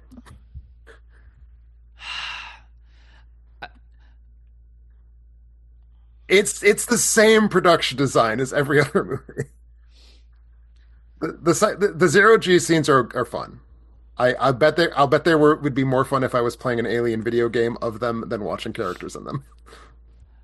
I I Could very well could. eh, I will say I liked Alien Romulus better than you. It's a perfectly smooth movie, and I think that's why you're bouncing off of it. And I'm just like, ugh, whatever, it's fine. But I do think David Johnson is being grotesquely overrated in his performance as the android brother. He is doing a Rain Man performance, and everyone's falling for it. I don't understand. They're like, wow, he did two different. He played an like a mentally challenged robot, and then he played a non-mentally challenged robot. What range? And that was I just didn't, I cannot stand for that. Oh, oh, oh.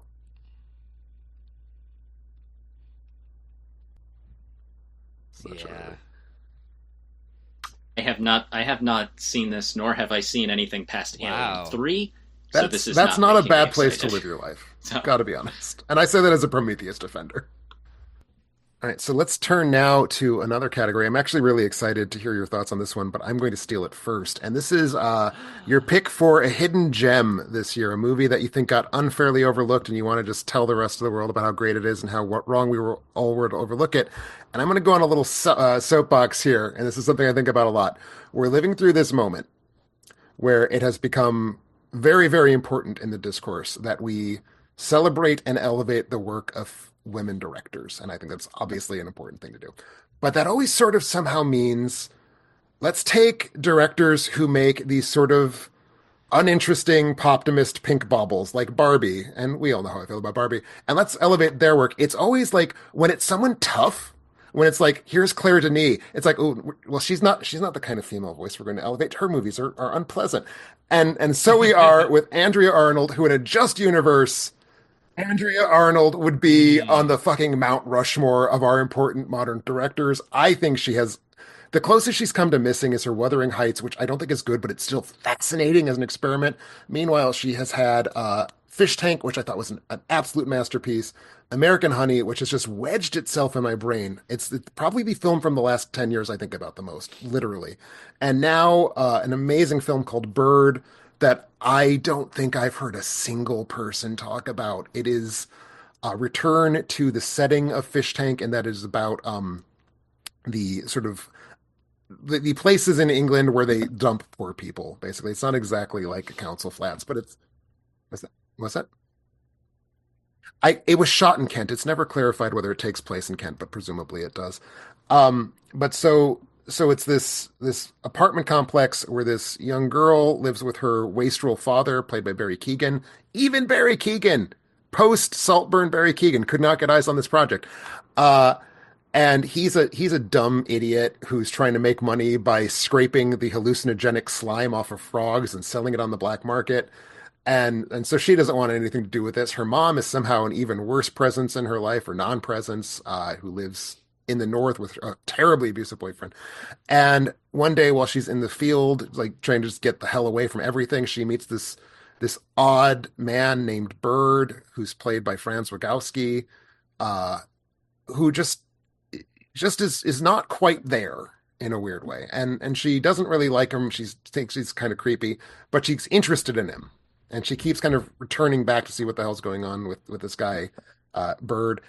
And it becomes this like wonderful little, very realist, but there's always this little burble of magical realism hiding underneath, full of these sort of Terrence Malick-esque cutaways where just for no reason the film will be like, what if we just look at the wall? There's beautiful graffiti on this wall. Just look at that for a little bit. Stuff like that. I thought it was tremendously good. The young actress, first time performer, her name is Nakia Adams, 12 years old, who plays the main character, Bailey. Incredible find, which again is sort of Andrea Arnold's thing. She's done it multiple times now, like new actors or non-actors that she just pulls these incredible, like life-giving performances out of. Uh, I was just knocked like off my ass by this movie. So like every choice is the right choice, like when to cut, when not to cut, when to show important action like in the background where the characters are sort of noticing it but sort of not. Um, I'd say easily Barry Keoghan's best performance up to this point. Really, really complicated. There's this shift that happens at the end where we suddenly realize this idiot, useless jerk father does in fact love his children, and this is in fact how he expresses that, and that's kind of sad because he should be better, but also it's kind of touching because he's doing his best. And just like, oh my God, I love this movie. I think it should have been greeted as a major event, and it wasn't. And that's my rant about Bird. Thank you all for listening.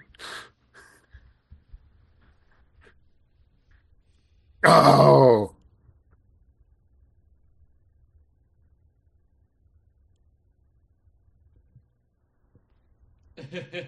thank you. I'm glad at least one person has now seen it and feels sufficiently called out by my preamble. Uh, let's go to Brennan next. What was your pick for a hidden gem? Okay, my hidden gem. It is a French movie called Le Vordelec, which in English is the Vordelec. Um, a Vordelec is a kind of European folk monster that is essentially a vampire, but one that specifically preys on the people that it loved the most in life. So this is a movie set in 18th century Eastern Europe. A French courtier who, with all of the like the wig and the makeup and all the like kind of Marie Antoinette kind of vibe. He wanders into this poor village that has been besieged during a war that is specific, but I don't remember which one at this point. But he has been robbed. He has nothing. His carriage has been overturned, and he just needs help. And this family takes him in. But it turns out this family is at the end of a period where the patriarch of the family has left to go fight in this war. And he says, if I do not return after 6 days or whatever, I presume I am dead, and if you see me again, if I try to get in, don't let me in because I will have become Le Vordelec. And guess what? The exact time limit goes up, and he comes back, and he is Le Vordelec, and Le Vordelec is played by a life-size marionette. So it is this weird. It is more akin to the kind of original Max Schreck Nosferatu design of this like creepy withered vampire man who is a marionette, and it's this kind of uncanny bizarre thing. And this is my version of a Robert Eggers movie because it does feel like it got beamed in from both another time and another dimension. It is so peculiar and creepy, and it also in a way that Nosferatu does, it does inject this kind of formal historicness with this kind of visceral human kind of like there's sexuality and there's violence, but it's also just I really loved it, and no one's really watching it, and I highly recommend it. And that's Vourdalak. That's Vourdalak, and I believe it was on Canopy. I don't think it is anymore, but Canopy continues to be great. Thank you for reminding me about that. I saw it show up probably on your Letterboxd, and I was like, this seems like a movie for me, and I didn't write it down. So it's not on my list of things to Ooh, catch up with. So it is now on that list. I've literally just put it there. So thank you. great. Yeah, I highly recommend it. I wonder, I think you will probably like it a little less than me if You I ha had to guess, It but has a marionette vampire. yeah, exactly. It just that's my thing. Where it's like if you hear that and you're excited, you're gonna like Lavordelak. Like it is a movie for you.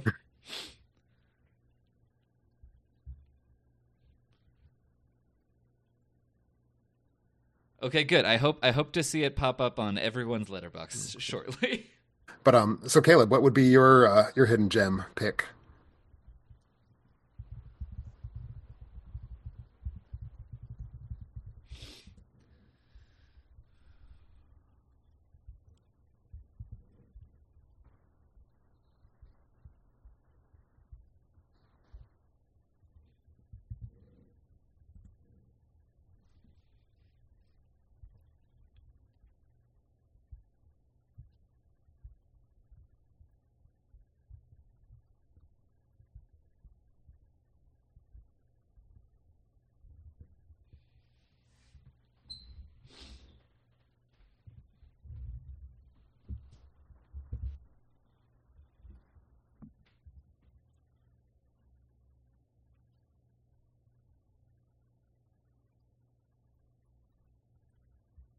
Yeah.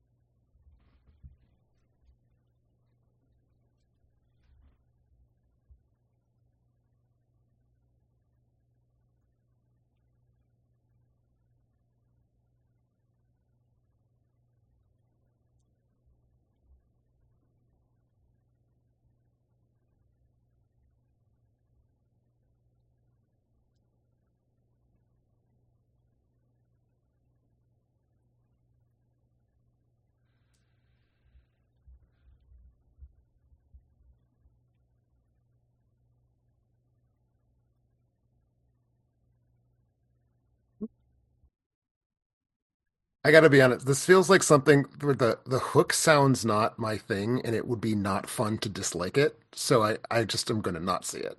It's basically where I'm at. I kind of feel the same way, except I really liked Bridget Lundy Payne in a movie that nobody watched this year and nobody should watch called Amelia's Children. It's a Portuguese horror movie that's incredibly boring, but they are really good in it. So I'd like to see them do a kind of horror performance in a good movie, and that might do it.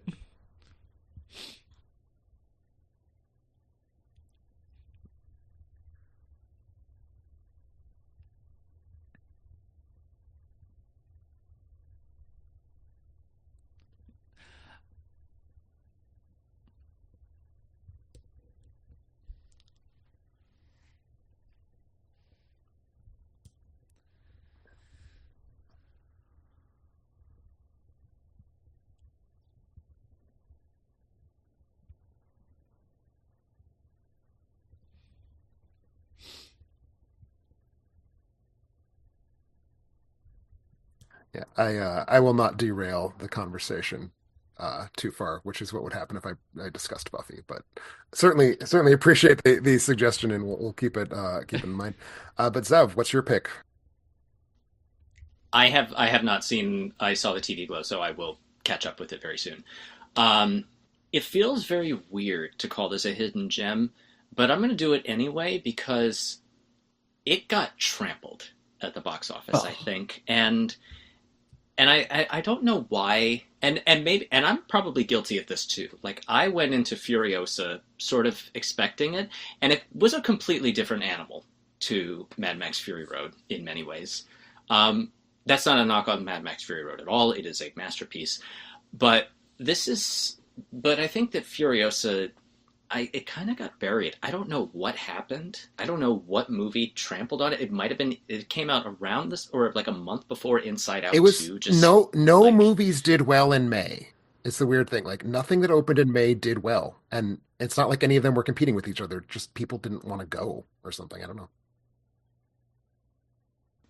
I still went into it with high expectations, and I would say they were exceeded. Like in terms of, I actually like this more than Nosferatu. This would have been my number one of the year had something not crept up and taken its spot. At which I'm Hmm. very angry at Tim right now, but I'll talk about that in a minute. But uh, for me, Furiosa was, I mean, Mad Max Fury Road felt like a power, the world's most powerful mic drop. This kind of just felt like something totally different. And for me, the big takeaway this year was just, we have two amazing, master directors, George Miller and Robert Eggers, just making, movies of Yeah, my such film. I loved it. It was for indelible a very long craft. time my number one film of the year. So, so speaking of, I think we only have a couple categories left. Worst film and best film. So let's start with worst films and just knock that out quickly. Caleb, what was your pick for the worst film of 2024?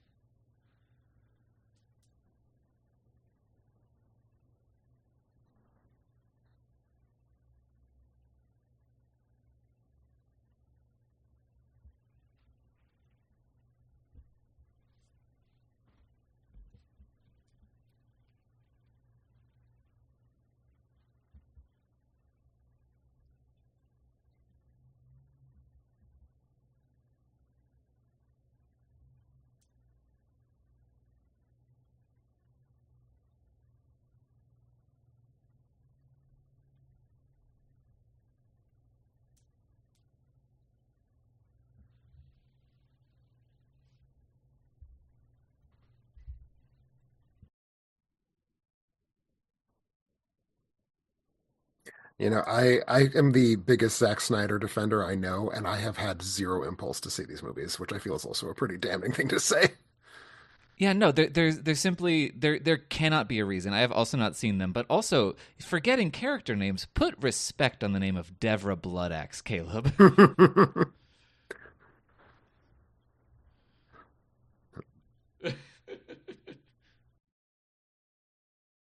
So, in terms of passion projects and in terms of giving somebody a whole bunch of resources to make a steaming pile of shit, Netflix decided to drop. I don't even know what the production, what the budget was, but somehow the name Mm. Jerry Seinfeld seems to keep finding its way into the popular discussion. And I say this as someone whose favorite television show is Seinfeld. For some reason, he decided to make his directorial debut about the creation of Pop Tarts, and it is a movie called Unfrosted. It is, and it features, I think, many of the Seinfeld alumni.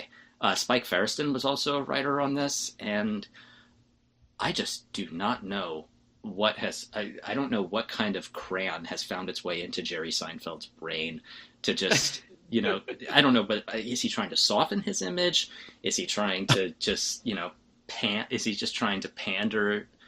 I don't know who the hell he's trying to pander to in this one, but it's unfunny. I don't think I laughed a single time. It is ugly. I mean, even by Netflix original standards. And the whole time it was like I was thinking of that wonderful monologue that he does in Seinfeld season 4, when he and George are pitching the idea to do basically the Seinfeld show, and George ruins the pitch, and he's like, "What were you doing? What were you thinking? You're not artistic, and you have no integrity. If you don't need the once a week therapy. No, you need to go to like Vienna." That was like my response to Unfrosted. So, and Hot and Frosty or Hot Frosty came very close, I will say, but Unfrosted. Netflix's Frost movies suffered this year. Also, just imagine If being it's a Netflix, human being Frost. whose feature film output consists in its entirety of Unfrosted and B movie. Like, That just is crawl back into a hole and live off of your endless Seinfeld dollars. Like, you don't need to work. okay. Well, my worst of the year is the Ishana Shyamalan movie, The Watchers, which I briefly touched on in a previous podcast. So I think I want to talk about my second worst movie but really quick. One thing about The Watchers is that it's one of the many horror movies recently that's trying to make Olwen Fuwewe happen. She's the old lady from Mandy. She showed up as old Sally from Texas Chainsaw in that Netflix one that they did, and she was also the exposition lady in Tarot, and she's so uninteresting. They want to make her Lin Shaye, and she can't do it. I don't know why she can't, because Mandy had a good cast. I don't know. Anyway, but the one I want to talk about is my number 2 worst movie of the year. It is Descendants: The Rise of Red. The Descendants franchise is it is a guess what, Disney Channel original musical franchise, so I've seen them all.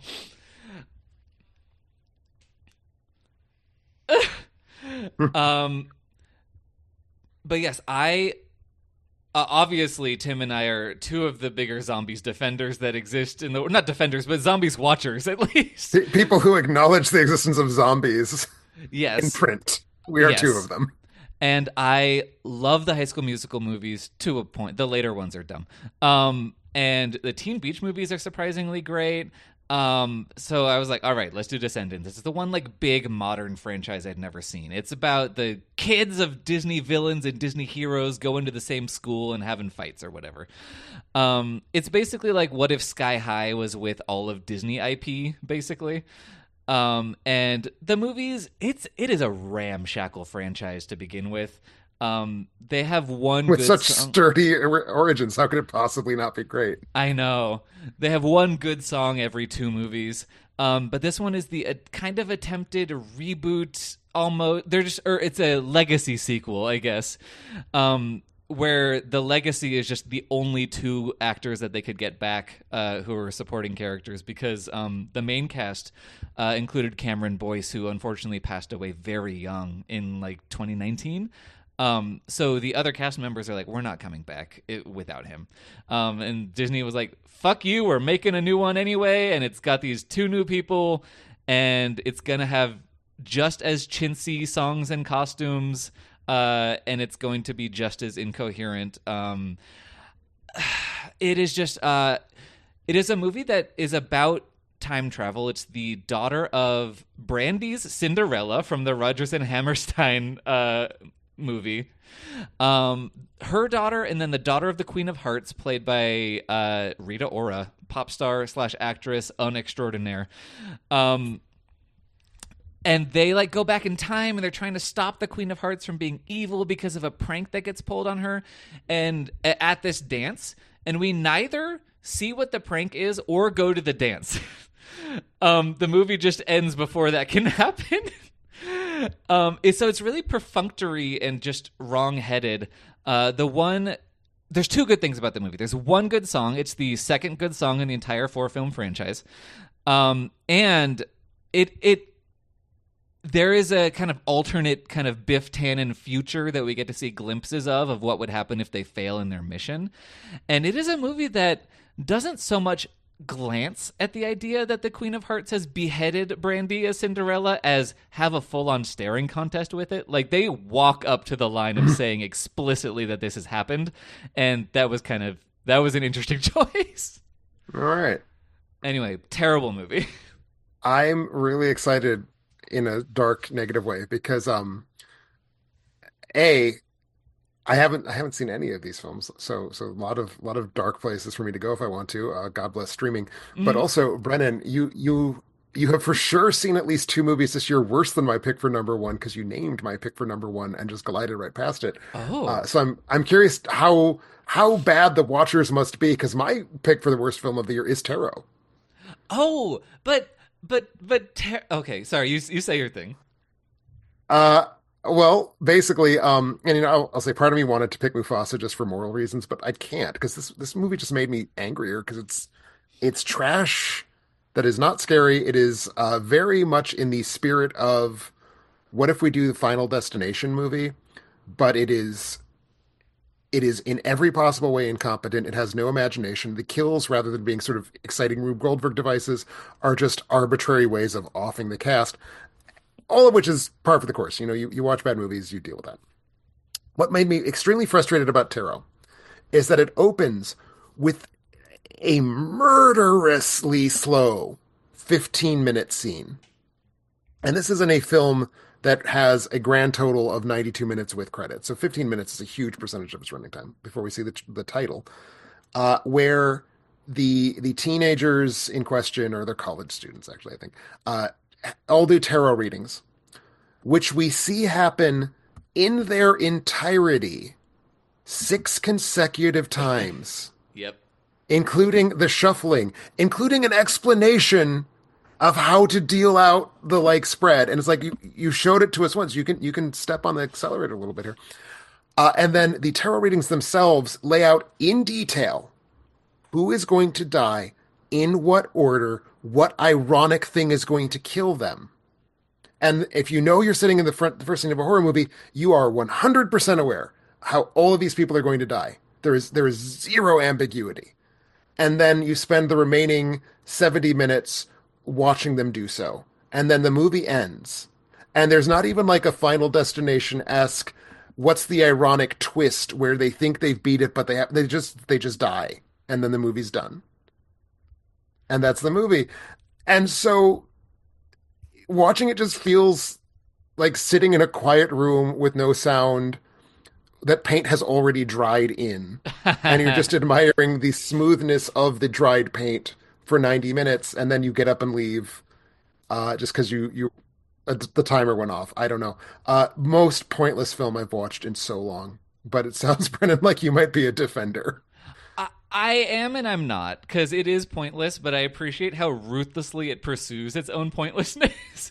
That's real. To the point that there aren't any characters in this movie outside of the core 6 kids, 1 cop, and the old lady. Empty universe. They're on a bridge with no traffic, no other pedestrians, nothing. It's just they're blank. constantly I'm in an empty subway station. I'm in an empty sorority house. I'm in an empty hospital. It is just I don't know. I find something. It's so strange.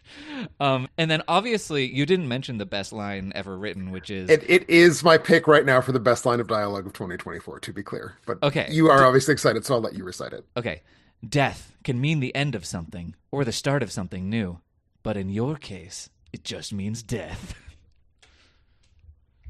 Yeah. Anyway, I made my friend I was watching with pause the movie so I could write that down to make sure I had it verbatim for my year I'm end I'm list. so glad you did. Because I've used your Letterboxd review as a resource multiple times for this line. um, All right. yes, thank you so much for letting me talk about tarot a little bit. I'm glad. I'm glad. But yeah, that only leaves us with our pick for the best movie of the year. All right. So I was not expecting to find a movie that I kind of went head over heels for. And Tim, I hope you go see this in the theater because I wonder if your opinion would change whatsoever. Um, I am referring to the Latvian, now Golden Globe award-winning animated film Flow. Um, Thankfully, in a animated movie where it is filled with animals, none of them talk, and this is a very good thing. Number one, but also I just, for me, Flow kind of just felt there was something almost otherworldly how how not only the narrative panned out, but just how much it just kind of felt like here is what we are presenting to you, and we are not going to make any judgments. We want to leave this entirely in your hands. And there were so many sequences that I was startled by a little bit, even or that wonderful sequence when the Ken the bird are on the rock. That I have not sobbed at a movie quite like that in a very long time. I will say you make a great point about the rendering just looking. I was also wondering in the theater. Well, I was also wondering, is this a screener thing, or is this kind of what the movie is? Um, but I also I didn't. There was a sense of elegance to it that I really have not felt, honestly, probably since the Red Turtle. To me, and I know you're probably thinking in your brain, this guy is so wrong right now to compare it in any way to the Red Turtle. But I mean, I kind of had a similar um, feeling. The character animation for me was wonderful. Just as you're just following the cat, it's almost like you're gliding through with him on with them on their journey, and um, mhm. I mean, and I think I don't you know I'm trying my best not to spoil, even though it's not a plot heavy movie necessarily, um, but I don't want to say it was a nice movie, but it really did feel like a little bit of a palate cleanser just based on what kind of what American animation has kind of become. And I know this is European, obviously, but um, I mean, even compared to the Wild Robot, which people have compared this many times to, I still felt this was at a much more mature level, honestly. So I adored it.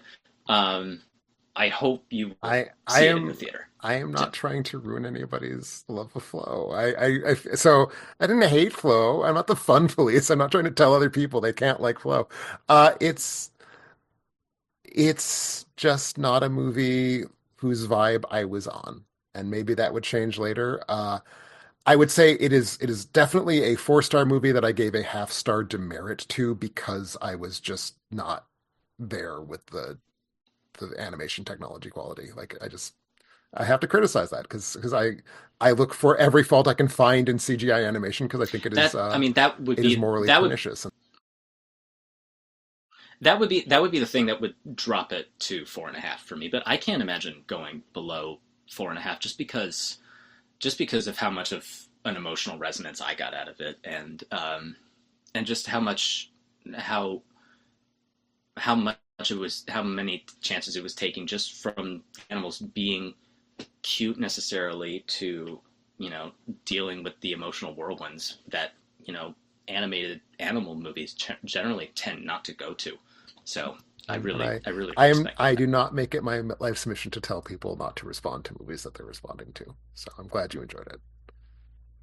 So Caleb, though, hopefully you have a good movie to bring now. Caleb, Caleb, what was your pick for the best of the year?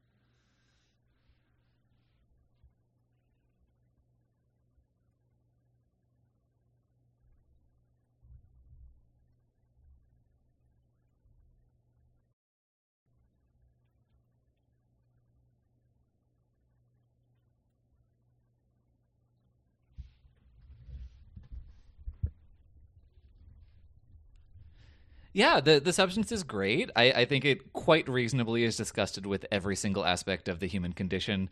I always think about. I mean, the scene where she is handed a wet piece of paper is as gross as any of the body horror in the movie.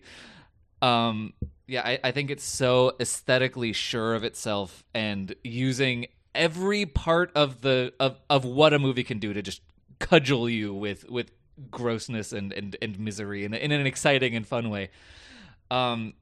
I think for me the kind of metaphoric aspect of it, that I mean, it's really hitting its metaphors really hard. I think maybe it's hitting them for longer than I want it to. I could cut 20 minutes really easily.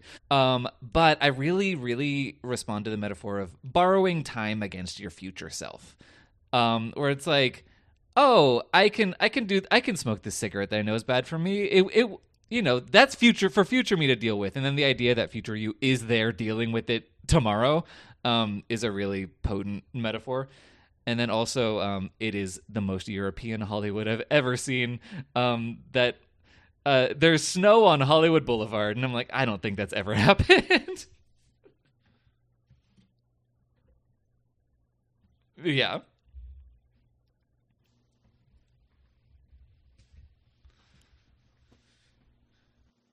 Hmm.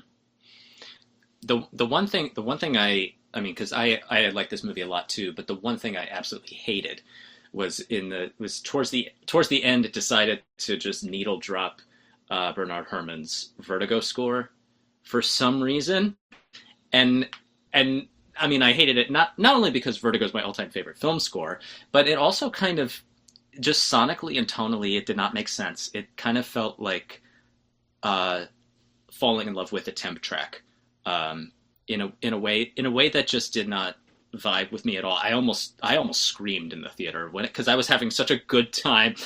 Right before that, I was like, "How dare you use Yeah, and I Vertigo will at say, it that seems moment?" like a But lot of people who no, have that seen The I mean, Substance and love The Substance have not seen her previous movie, Revenge, which is quite different, but I highly recommend Revenge. Revenge is terrific. Yeah, what about you, Brennan? What's your pick for the best of the Okay, year? so here's the thing. My number one was The Substance, but I wasn't that excited to talk about The Substance because I've done it. Um, so I also wanted to talk about my number two movie of the year. Great. Which in this case is the movie Thelma, which stars June Squibb as a grandmother who is conned out of, I believe, $10,000, and kind of goes on a mission on a motorized scooter to find the scammer and get her money back. And it is the movie that made me laugh out loud the most this year. It is she's playing the quintessential grandmother, and everyone has a different type of grandmother, but I think a lot of people can relate to the relationship she has to her grandson, who's played by Fred Heschinger in his, I believe, 800th movie performance of 2024. um He's also terrific. But there's a moment very early on where I was like, okay, I am on this movie's wavelength. Where she's rifling through a drawer and she hands him something. And she's like, "Do you want this? It's a marble. I've got a ton of them." And just grandmothers constantly giving you things for no reason felt very. It's relatable to my life. But anyway, it's very charming and it's very funny. But it's also got this really deft balance of tones where it's not it's definitely looking at a lot of the harder things about aging, like things about, like, oh, most of your friends are dead, or something, this terrible thing is happening to your body, and it's looking very plainly at it but not sinking into misery about it. It's just taking the bad and the good things in life together in a really charming and pleasant and fun way. And the best driving in LA scene since Clueless. Clueless really nailed getting on the freeway as a new driver is like in LA. And Thelma has a scene with Parker Posey as Fred Heschinger's mom is also incredible because it's Parker Posey. She's doing kind of a more grounded and less ethereal performance than she does, and I think she does a really good job at it. But anyway, there's a scene involving her and Fred Heschinger trying to turn left in LA, which you should never do. But yeah, great movie. I highly recommend Yeah, I it. remember that making a tiny splash when it came out, but I hadn't really heard about it since. I'm glad to hear that you are keeping the faith alive for that one. the first time I'd heard of it, I thought it was a documentary on Thelma Much. Shoemaker, but I mean, turns if out it if was it were very that, funny. I would have already seen it by now. So Yeah, this is one I don't know if Um, you'll like it, Tim, but I had a great time. well, I will say about my number one film that Brendan, I know you won't like it because it is a kind Ooh. of film that I am aware you just do not vibe with, and that is fine. It is a hour and I'm sorry, 145-minute long French art film by Bertrand Bonello, whose whole thing is being a bit of a provocateur and an asshole, but he pushes buttons in ways that I find very amenable and exciting. And I'm referring to The Beast, actually a 2023 release that didn't make it out into American theaters until this year. Saw it ages and ages ago and have just been kind of holding on to it ever since as being a film that's just trying to do a ton and is being really aggressive about doing it, and I think mostly succeeds and is troubling and uncomfortable and prickly in ways I really like. It is as I said, it's 145 minutes long, and for like a really large portion of that 145 minutes, you don't really know what's going on. Like you just kind of have to hope that the movie is going to coalesce at some point, and it does.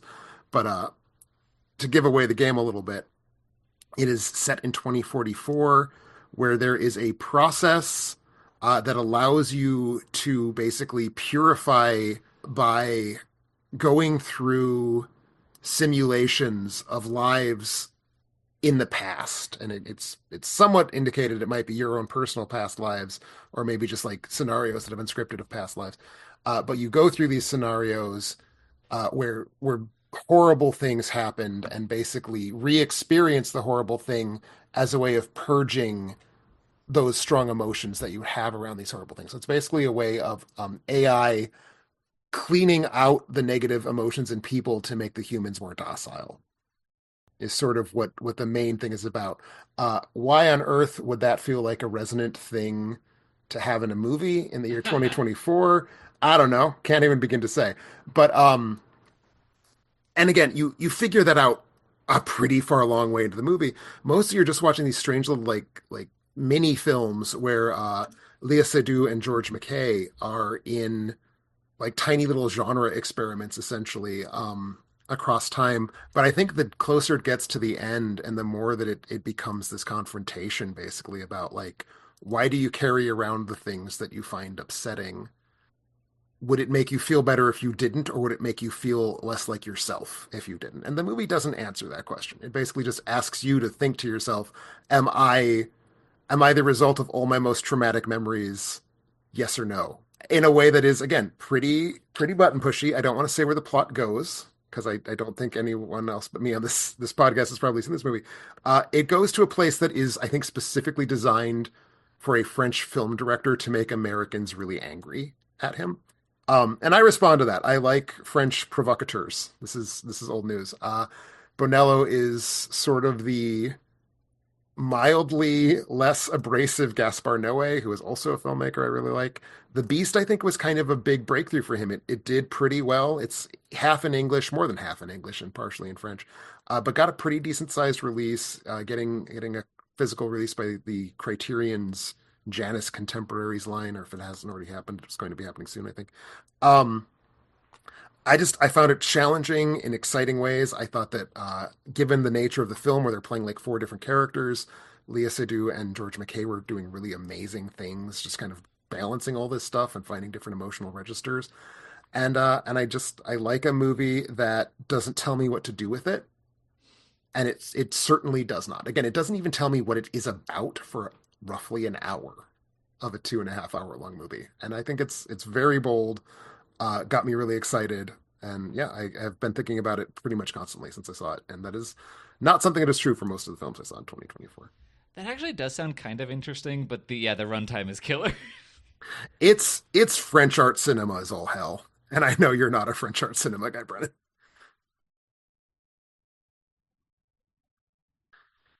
Well, thank you all for sharing your feelings about the year now ending. Any last things you want to share with us It is before we in go? my I it's know in my Caleb, you said you Criterion had a project you challenge wanted this to year, talk a little so bit more about. I'll get it.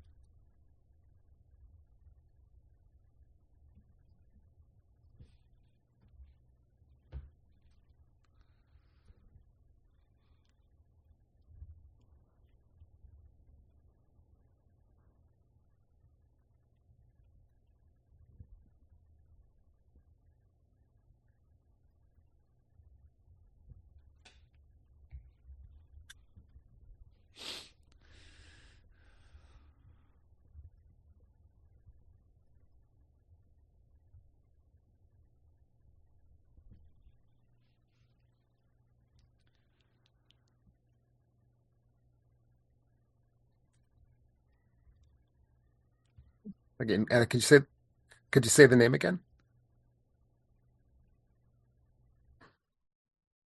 Excellent. Thank you so much. Um, and did you have any other things you wanted to plug, Zeph? Yes. What is the name of your album? So the name of it is Paranormal Phenomena, and it was released by Empath Music, who I've been Well, writing thank you both so much for for quite joining some us, and time. of course, as always, thank you, Brennan, for helping me hold down the fort here. Again, had a great time hearing all your picks. That's going to do it for today's episode. So thank you all for listening. It's been quite a weird year, and hopefully 2025 will be bigger and better things. We'll find out how it goes. We will be, as of now, starting with this episode, getting into the podcast schedule that I teased a few weeks ago, where we're going to have an episode of the Alternate Ending podcast, which you just finished listening to, followed by an episode of Bride of AE, in which Brennan and I discuss a horror film that has been voted on by the community of Patreons. What is our film for the next episode, Brennan? Yeah, this month, in honor of Hugh Grant's Golden Globe nomination, we will be talking about his horror movie, The Lair of the White Worm, the Ken Russell movie. I've never seen it. I'm very excited. And then we will end the month with another episode where we're going to take a look at the films coming out in February 2024. And then the following week, I can now officially announce that friend of Alternate Ending, Mandy Albert, is going to be starting her own podcast series. It's going to be called Your Movie Rocks, and it is going to be in which Mandy and a guest, starting with yours truly, are going to talk about a maligned movie or otherwise a movie that just should get more love and give it that love. So you can look for that starting the first Tuesday of every month beginning in February. So thank you all for listening. Be sure to subscribe, and we'll catch you next week.